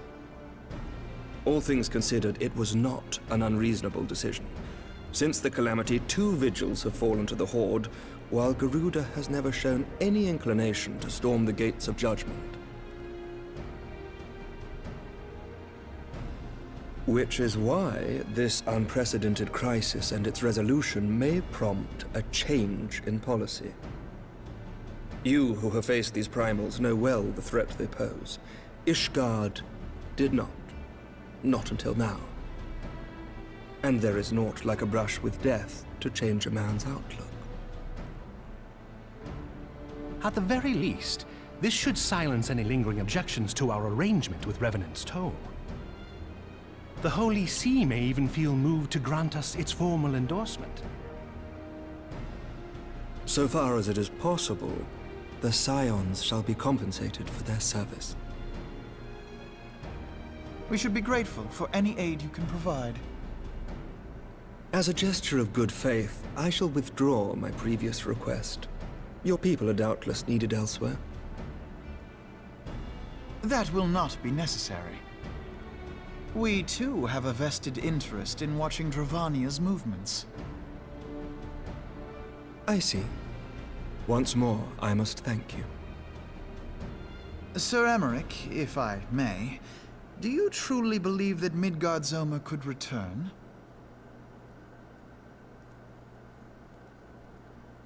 The heavens are a window unto truth, but those who interpret their movements are not infallible. I requested your involvement as a precautionary measure. But of course, you sought an excuse to compensate us from the first, mindful of what would happen if Revenant's Toll were taken by your enemies. Ishgard is not wont to aid its neighbors, but that does not preclude it from manipulating them to serve its own interests. Choose your next words carefully.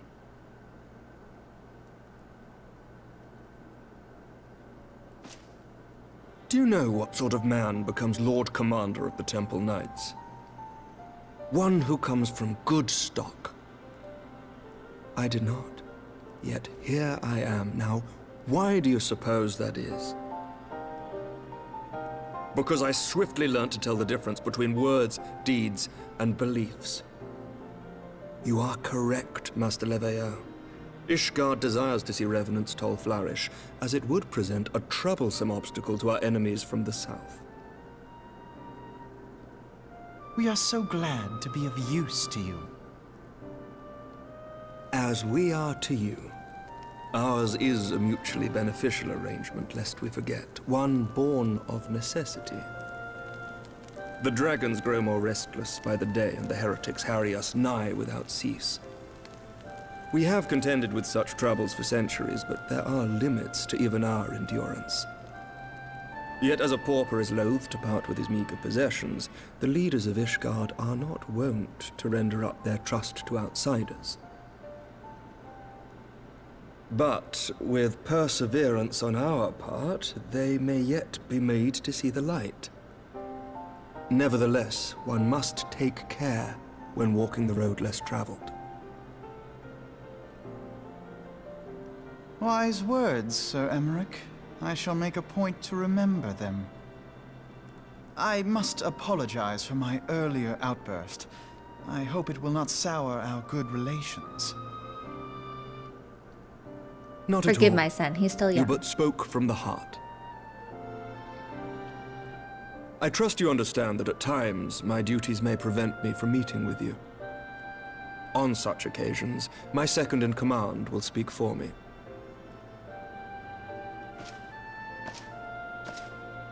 Lucia, at your service. Pray excuse our reticence. We are but wary of speaking too freely, lest our sentiments be made known to our enemies. Know that the Lord Commander and I are of one mind. For the sake of Ishgard, and of Eorzea at large, I pray our peoples can put aside their differences. Those who dwell in the past risk losing sight of their future. Should aught befall one of our shipments, pray inform Lucia immediately. You may also relay to her any words you might have for me alone. Not being of Ishgardian birth, she owes no allegiance to any noble house, making her as near to incorruptible as one can find in my homeland. Suffice it to say, I trust her completely, and so may you. Which reminds me, Lord Orchefort, if you would be so kind. Certainly.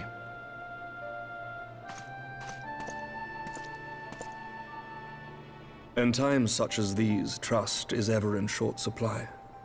Mayhap this will go some way to rectify the problem. The results of our investigation into the heretics' recent attacks, as well as our interrogation of the merchant you detained. Sir Emmerich, I cannot thank you enough. Think nothing of it. Ishgard may be many things, but it is no friend to Garlemald. Did I not tell you to have faith, my friend? Indeed you did.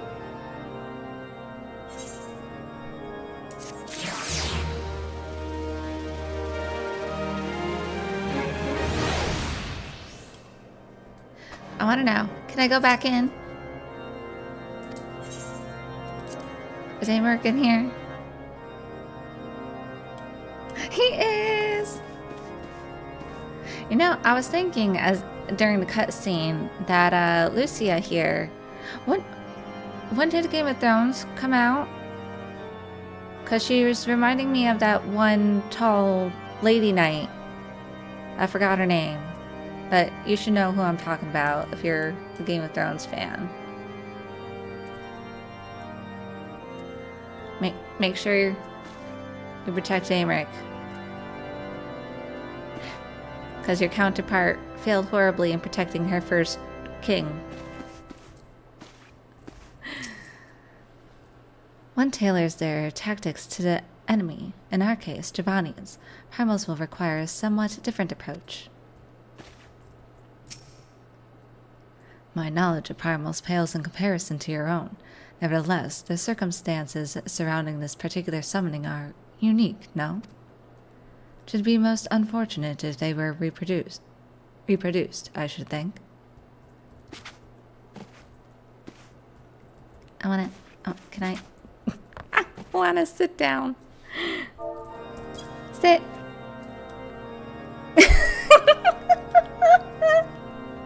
I had to. Hi.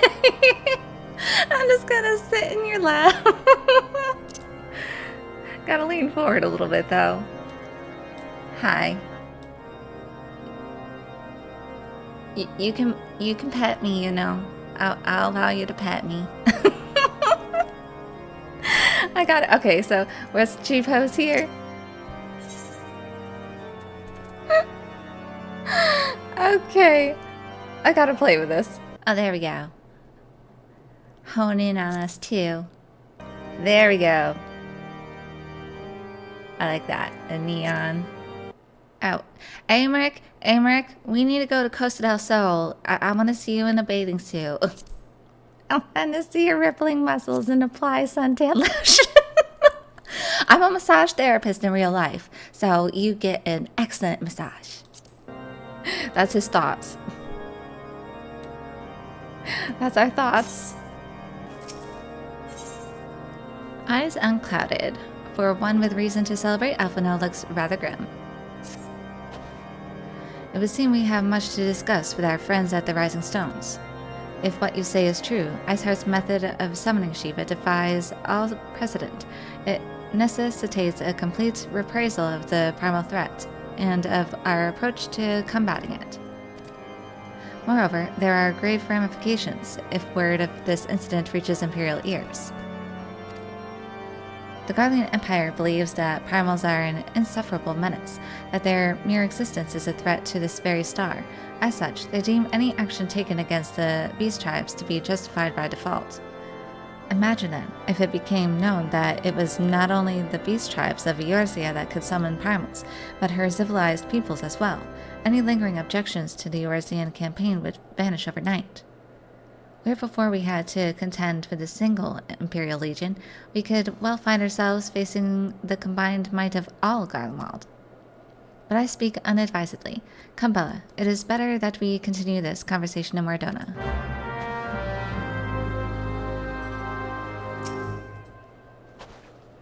If there is one thing that can be said for Sir Emmerich, it is that he understands how dangerous knowledge can be in the wrong hands.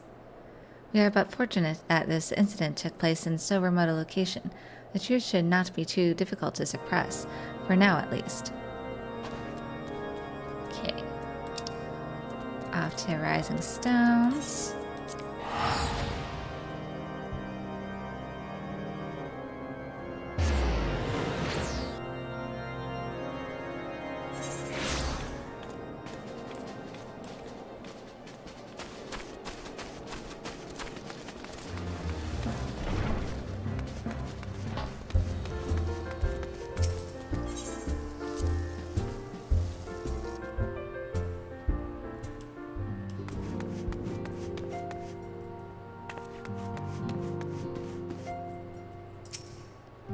I do not fault Sir Emmerich for being less than forthcoming with his beliefs. Not even the Highborn are beyond the reach of the Inquisition.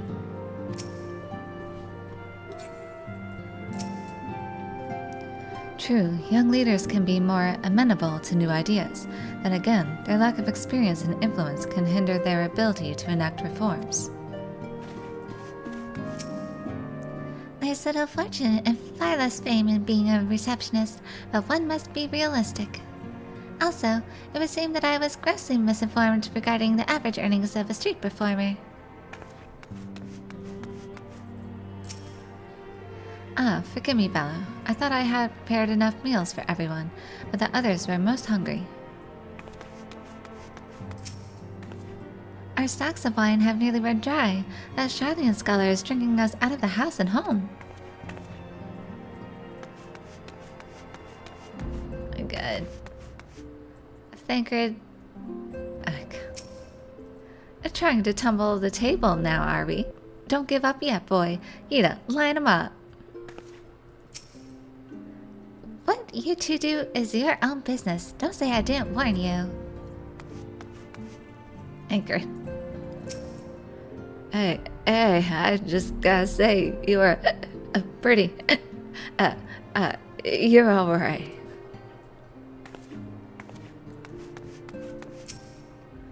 Calm yourself, Colin. It's just a little ship after practice. Just clears out the clouds with no end. A sip before practice, a sip before after practice, and all too often a sip during practice. I do believe Mimbrita is having quite the bad influence on you. Well, she can handle her stuff.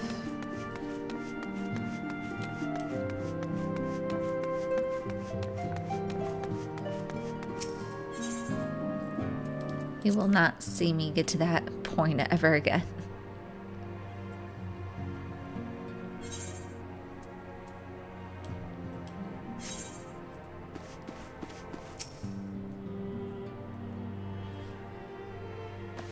Words cannot well express how glad I am to see you return to us hale and whole. Needless to say, I am most eager to hear your account of that which occurred in Kurthis, assuming you're ready to speak of it. Excellent. I shall summon the others at once.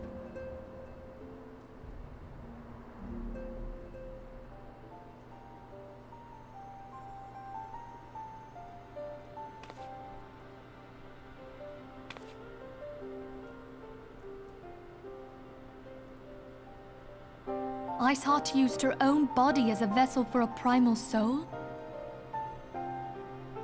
Master Louisoix's writings make no mention of such a possibility. Can we be certain this entity was a primal? As certain as we can be that good King Mogulmog XII was a primal, I should think. Both were ostensibly summoned. Let's not quibble over definitions. Of more concern is the implication that Iceheart retained her will, even after she was possessed. We are talking about a mortal, wielding the power of a primal. It can't possibly be that easy, can it? There must be some sort of sacrifice required. Or maybe she's just special? What qualities this woman possesseth, I know not. But full sure am I that she was groomed for this role. Few are privy to the secrets of summoning, and but a single party standeth to profit from their dissemination. Well, I wouldn't presume to comment on how the lass came to know about summoning, but I will say that what she summoned was a primal. The readings were the same, or near as damn it. Strange as it all sounds, it's really no different from what you've faced before. Then mayhap it is time that we re-examined our previous encounters. Pack your things, Ida. We're going back to Gridania. Yes, sir.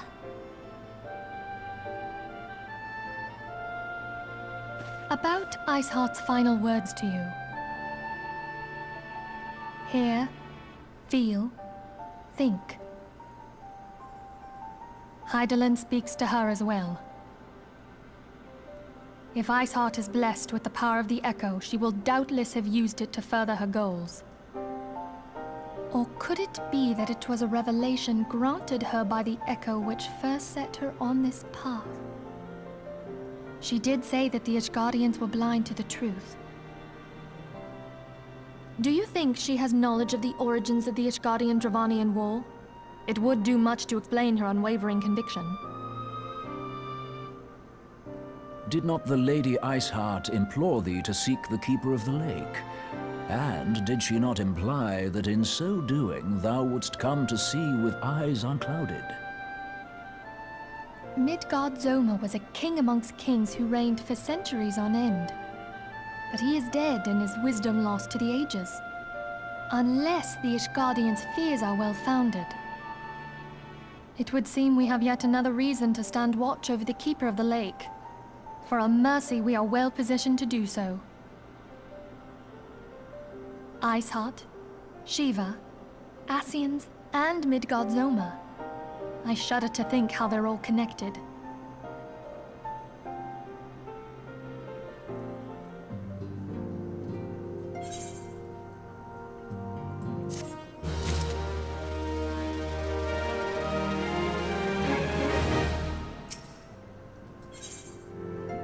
The recent while. Minfilia would discuss how best to proceed in light of recent developments. I mean to scour the annals of knowledge of Midgard Sommer. Given his great age, I dare say he appears in more than a few... Do you hear that? The commotion outside. Would you see if aught is amiss?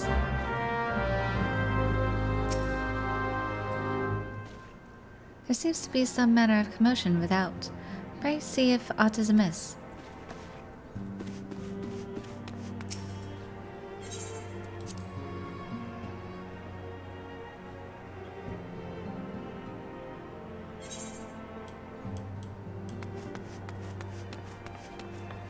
Alright, seems like everyone else is the same. Alfie, what's going on?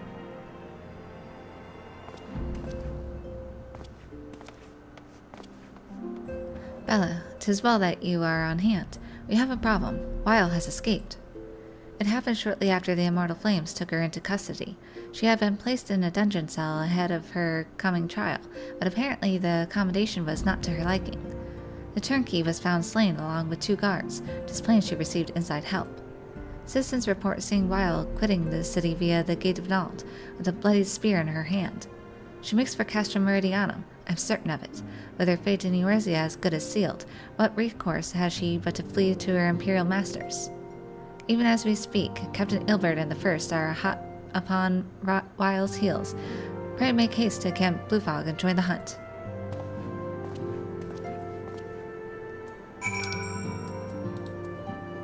Okay, up to Bluefog.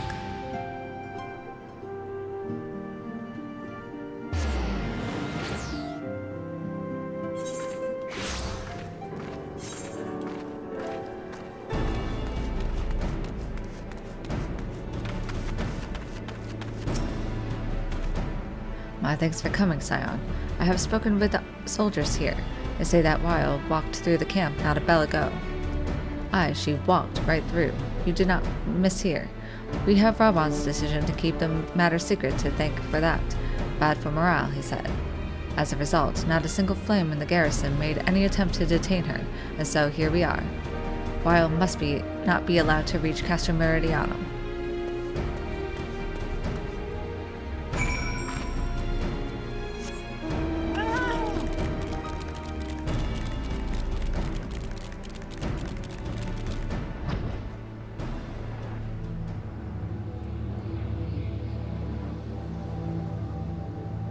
Where are we going?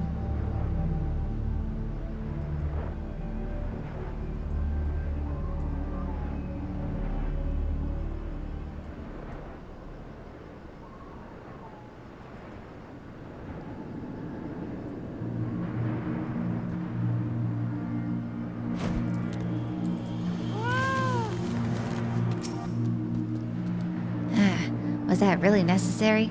I had better be compensated for the additional exertion you cost me. Alright, I'll leave the party here for the instance. Proceed.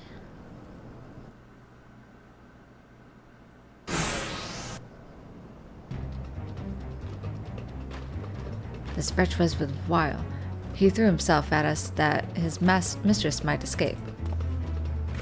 She didn't blink when we cut him down, not even when he started screaming. No loyalty even to her own, goddamned harpy. With me, Scion, we almost have her.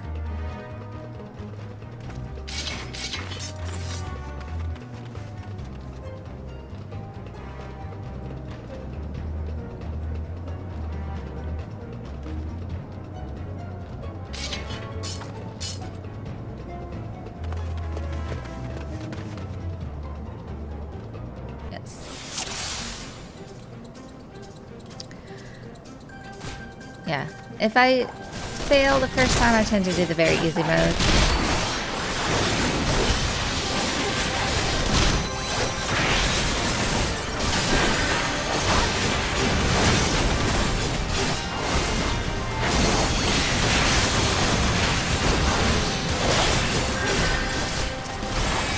Where's the healers? Like, what is their name? What am I targeting? Oh, it's this guy. Get out of here.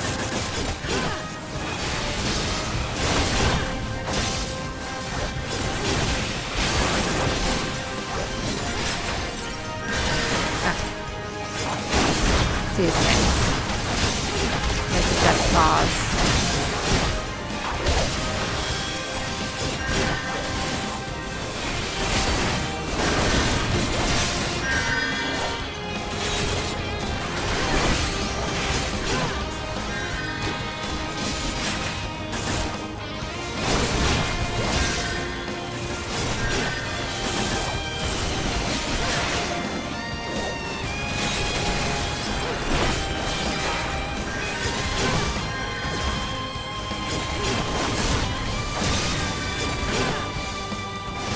I was just gonna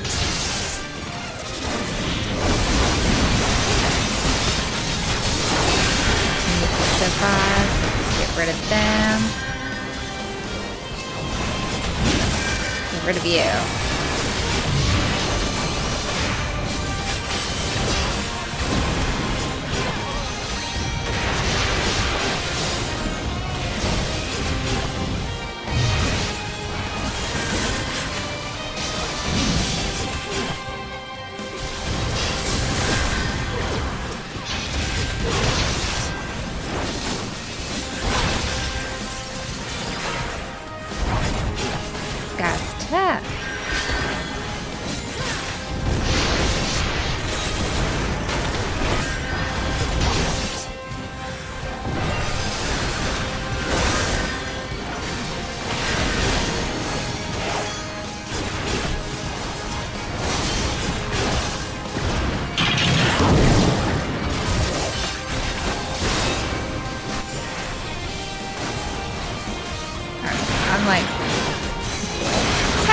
not the easiest thing here. But I can't see about targeting.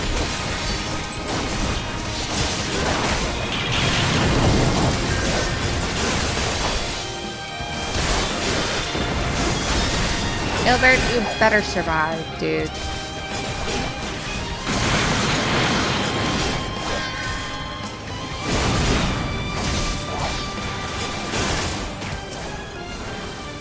Can I not heal you? There we go.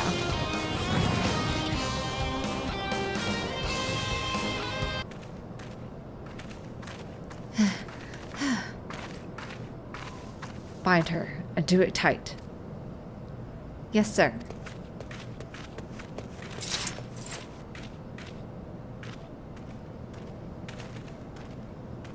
Good work, man.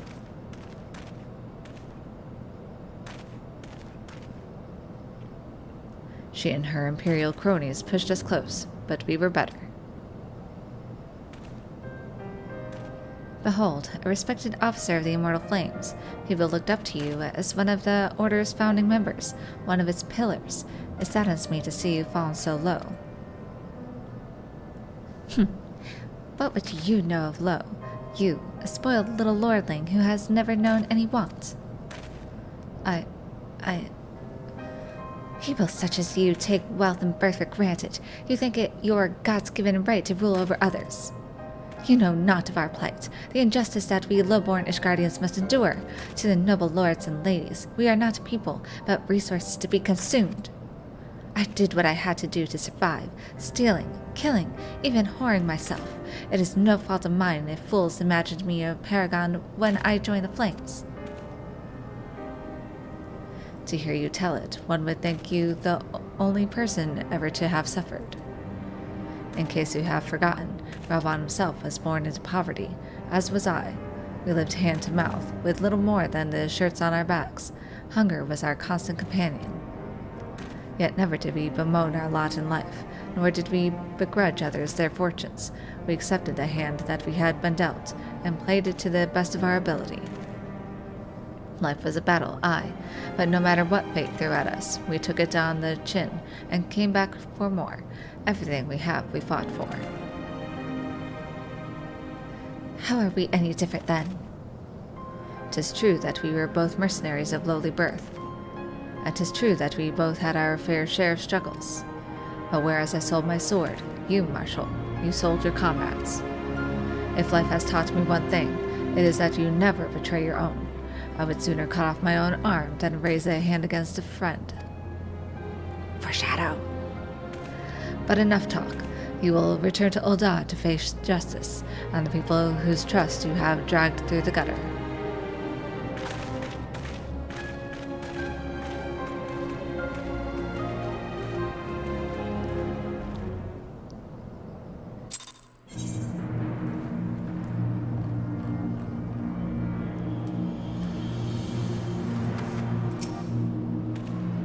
I joined the Crystal Braves that I might strike a blow against the Empire. Those who cast their lot with Garlemald should expect no better treatment. Not so much as a hint of remorse. 'Tis well that this sordid business is finally at an end. A friend's betrayal cuts deeper than steel. We must hope that we have chosen our own allies more wisely than Ravan chose his.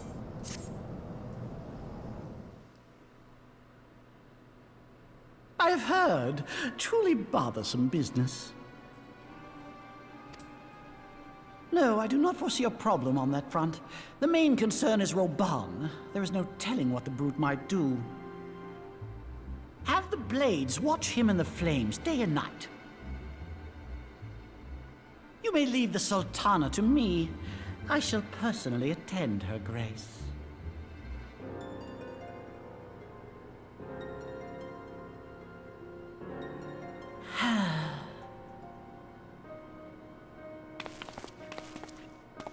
Sever one of the East Aldenard trade routes. That ought to keep Lolorito occupied for a while.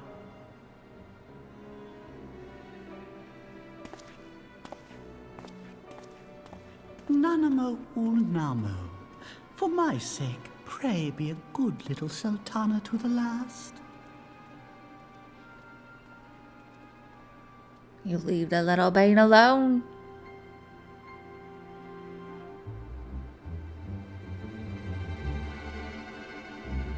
I wish I could cut you down to size.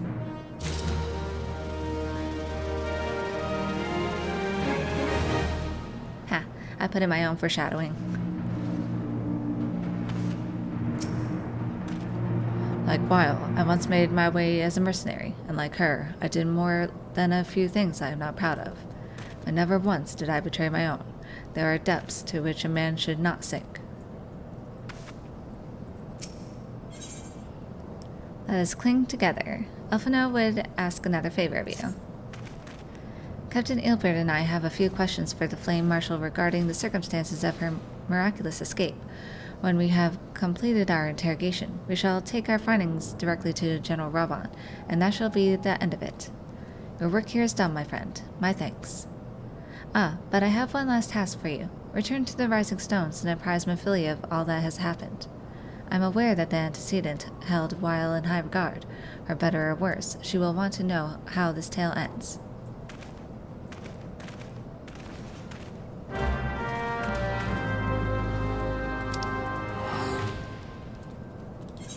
Back to the Rising Stones.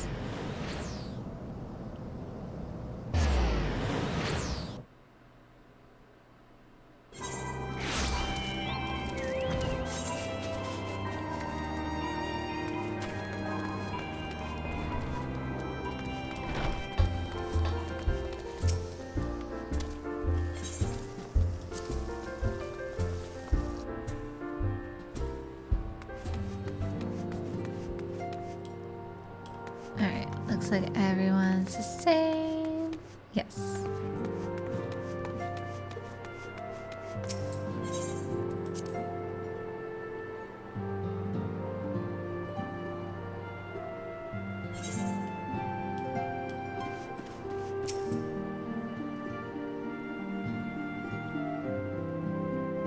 Welcome back, my friend. I have already received word from Alfino. To think that Flame Marshal Huayu was the Garlean agent. I know not what to say. Together with Robon, Aline lent us much-needed aid at the time of our Order's founding. She was particularly passionate about the need to tackle the primal threat. When we discussed the subject, her eyes fairly shone with determination. Whatever else she may have been, I choose to believe that it was her true self with whom I spoke then. But now is not the time to dwell on such matters. I have an important announcement to make regarding our effort to defeat the Ascians. We shall begin as soon as everyone is assembled.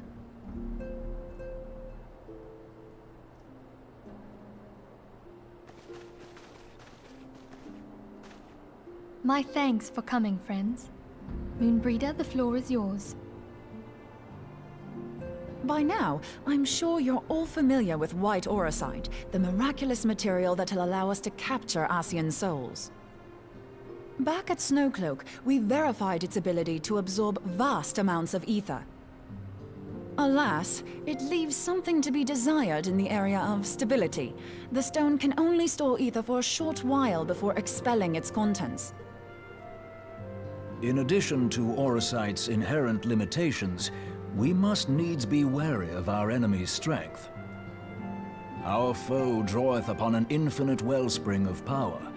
Even should we succeed in entrapping him, the stone will not long contain his wrath. Meaning that, if we want to kill the swine, we'll have to be quick about it. 'Tis our belief that an Ascian soul may be permanently undone, if smitten by a sufficiently concentrated burst of pure ether. The only trouble is, we can't say for sure how concentrated the burst needs to be. Without knowing how much ether an Ascian soul is composed of, we're basically guessing. Our sole clue lieth in thy struggle with La Hebrea. During that encounter, Heidelin bid you forge what she called a Blade of Light, a weapon which took the form of a luminous stream of energy. Based on your description, we believe the blade with which you vanquished your foe was composed of ether. Admittedly, your victory proved ephemeral, as La Habrea was able to use a crystal of darkness to flee into the space that lies between our world and the void. The fact remains, however, that Hydaelyn placed the means to destroy the Ascians in your hands. Be that as it may, it would be unwise to assume that she will do the same when we next encounter such a foe. Quite so, my lady. We must needs find the means to forge our own blade of ether, one to equal that which Hydaelyn did benevolently bestow upon her champion. That is all well and good, but it seems to me that producing such a blade will require a prodigious quantity of ether. Whence will it come, pray tell? Oh, what if we had 2 pieces of white auricite? One to trap the Ascian, and the other to store the ether for the blade. Oh, nice try. But it's as I said, the stone won't hold ether for any length of time. We'd still need to collect the stuff there and then, sorry to say. And therein lies the rub. Finding a way to create the blade whenever and wherever we choose. It would seem more research is in order. I'm going to linger a while, perform a few more tests on the auricite. And I could do with some help. Urianger, why don't you lend me a hand? Mine apologies, but I am required at the Waking Sands. Lady Minfilia hath given me sole charge of the premises. 'Twould be unseemly to leave them unattended. Sole charge, you say? So you're basically alone there, then? Well, that settles it. I'll just have to come to you. I love her.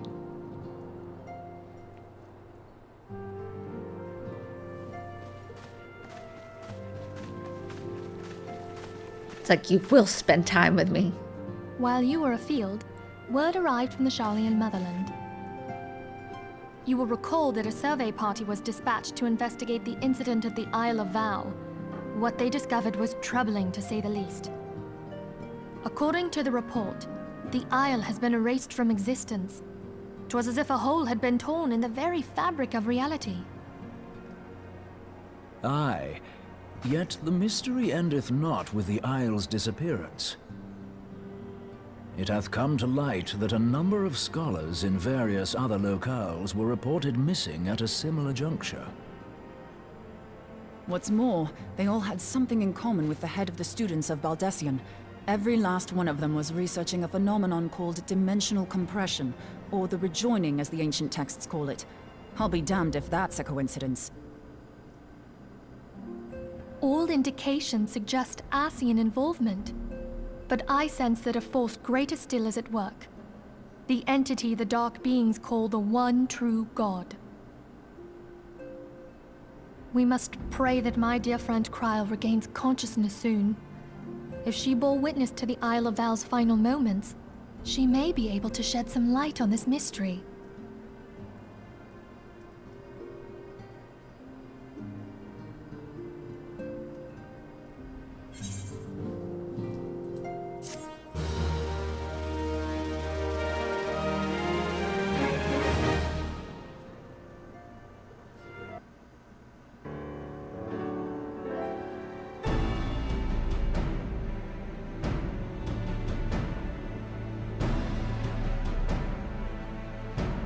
Following the calamity, the forces of the 14th Imperial Legion entrenched themselves in strategic locations across Eorzea. So swiftly did they accomplish this, it was suspected that they had received help. To think that it came from Huayu, my right hand. There is more. We have reason to believe that Huayu didn't deal exclusively with the 14th. She also answered to a higher authority in Garlemald. But this higher authority could not have been the Emperor. By consenting to the media project, Solus Zos Galvus showed himself to be more concerned about preventing the spread of primal influence than claiming Eorzea for the Empire. He would happily have seen the lot reduced to ash. We believe a number of high-ranking figures within the royal household were against the decision, but that they knew better than to oppose the Emperor openly. Of course, this didn't prevent them from making clandestine provisions, in which Huayu played a part. Alas, these provisions did not prevent Dalamud from falling, and the ensuing chaos changed the face of the realm forever. Yet Eorzea survived. To all intents and purposes, the Meteor Project had failed, and the Empire was left to rue its lack of a decisive means to eliminate the Primals. Until, that is, it stumbled upon the Ultima weapon.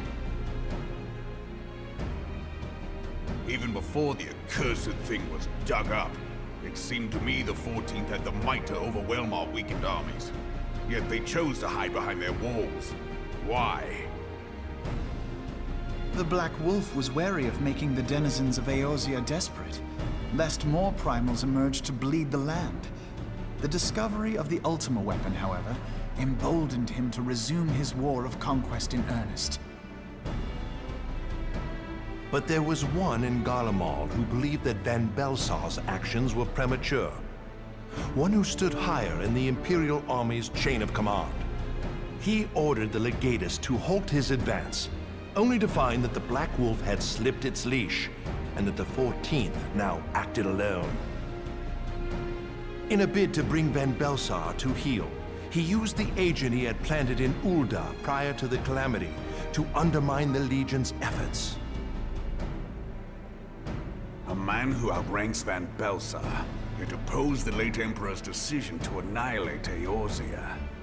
This could only be the former High Legatus of the Garlean army, now known as Emperor Varus Zosgalvus. So he was Huayu's true master. But one of several in actual fact. We've learned that even as Huayu served the Empire's interests, she sold Imperial secrets to a certain faction in Eorzea.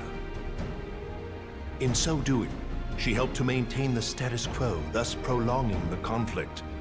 Considering who stands to profit from war, it isn't hard to imagine who her other masters were. 7 hells! You mean to say that she was a double agent? Triple, if you consider her services to Van Belsar and the new Emperor as separate.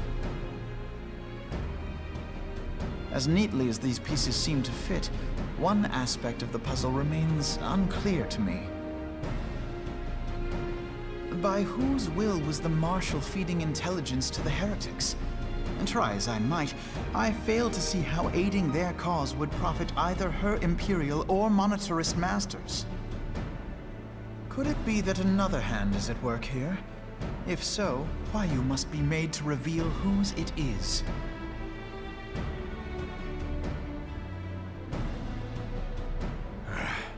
Not only have I lost a trusted friend, now I must interrogate her as a stranger. Not a pleasant task, I grant you, but a necessary one. Unless we weed out the ivy, root, stalk, and stem, it will simply grow back. I know that full well. Those closest to Huayu have already been detained, and I will question them alongside her. General, pray keep in mind that there may be unwitting abettors among them. All will be treated fairly. On that you have my word. Those who are innocent have no cause to fear. You have ever been a friend of truth, General. I hope the unpleasant task of weeding out falsehood will not detain you too long. Though it be for the sake of Eorzea, doubting one's comrades is poison to the soul. And with that, I take my leave.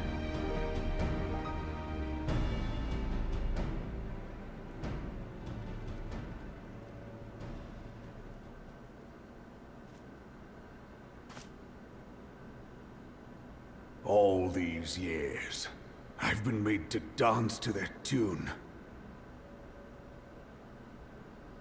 How could you, Huayu? How could you side with them? Those cankers! who take from this land and give naught in return, who use their power to disempower and grow fat while the people starve.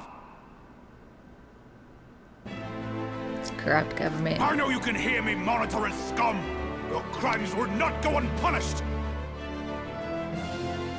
Tayum, purge this land of your sickness before the eyes of the 12. I swear it.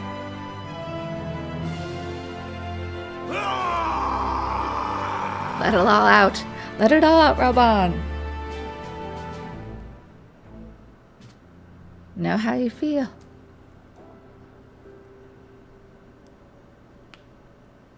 Oh, look at the I shall have stuffies. no further need of you this day. Your Grace.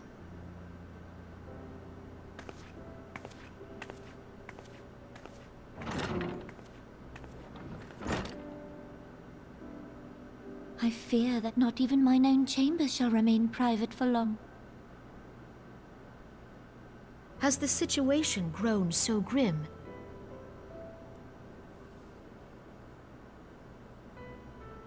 Ever since he proposed the Cartiner Reclamation Bill, Teleji Adeleji has risen to greater prominence upon the backs of impoverished refugees.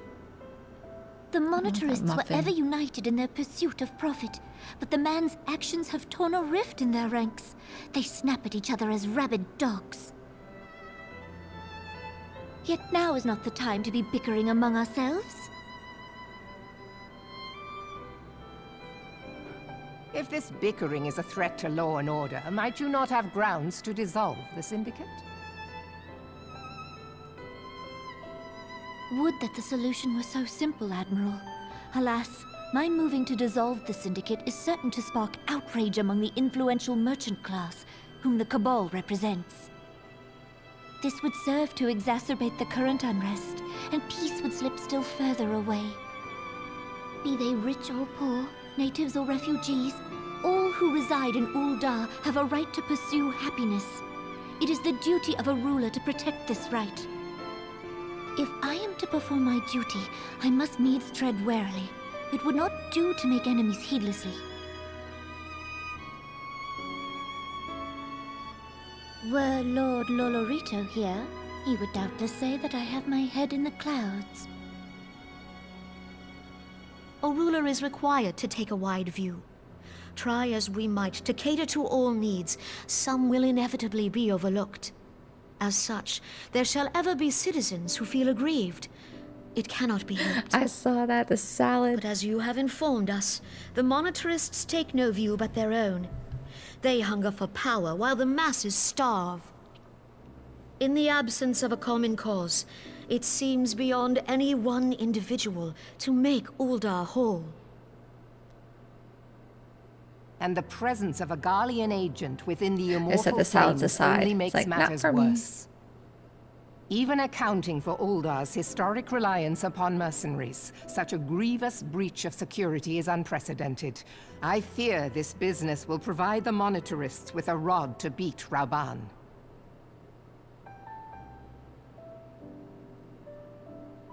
Eorzea can ill afford for the immortal flames to be dampened now. Ere long, the Garleans will turn their ravenous gaze toward our lands once more. If we are to resist their might, our nations must stand together. Yet for this to happen, our nations must be whole. Cannot be done to improve the situation in Ul'dah.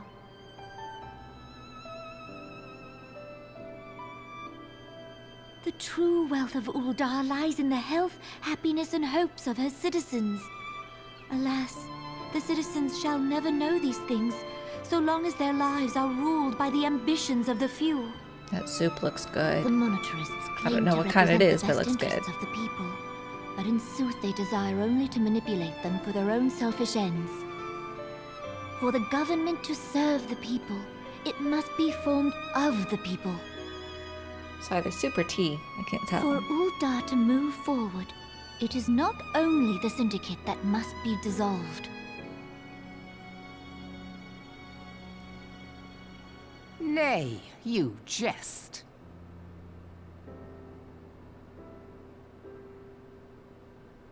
My friends, It was for no other reason than to make known to you mine intent that I requested your presence here. When I make my declaration to the people, chaos shall inevitably ensue. As the last monarch in the line of Ul, I make unto you this request. Help Roban to preserve order and protect the people. Forsake them, and you forsake yourselves. For a strong Eorzea will ever have need of a strong Ul'dah.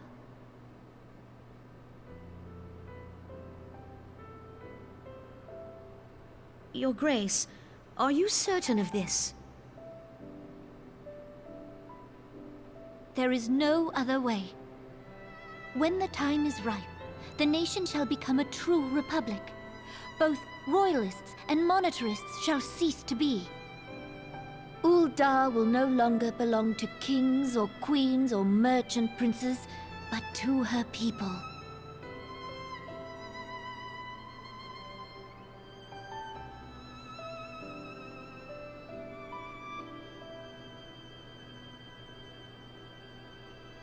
Roban, forgive me for casting aside all that you have toiled for in my name. Beyond this gesture, I am powerless to help my subjects.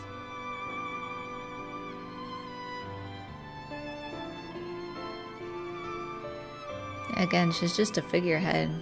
She doesn't really have much power. Dreams device complete. Alright, well there you have it for today. We got the 2.4 complete, and I got to get a picture with husbando. I'm so happy about that. I'll keep it forever in my heart. And then next time we will continue. I think the 2.5 is split into 2 parts, so I will be doing the first part next time. So give a like and subscribe to see more, and I will see you next time. Bye bye.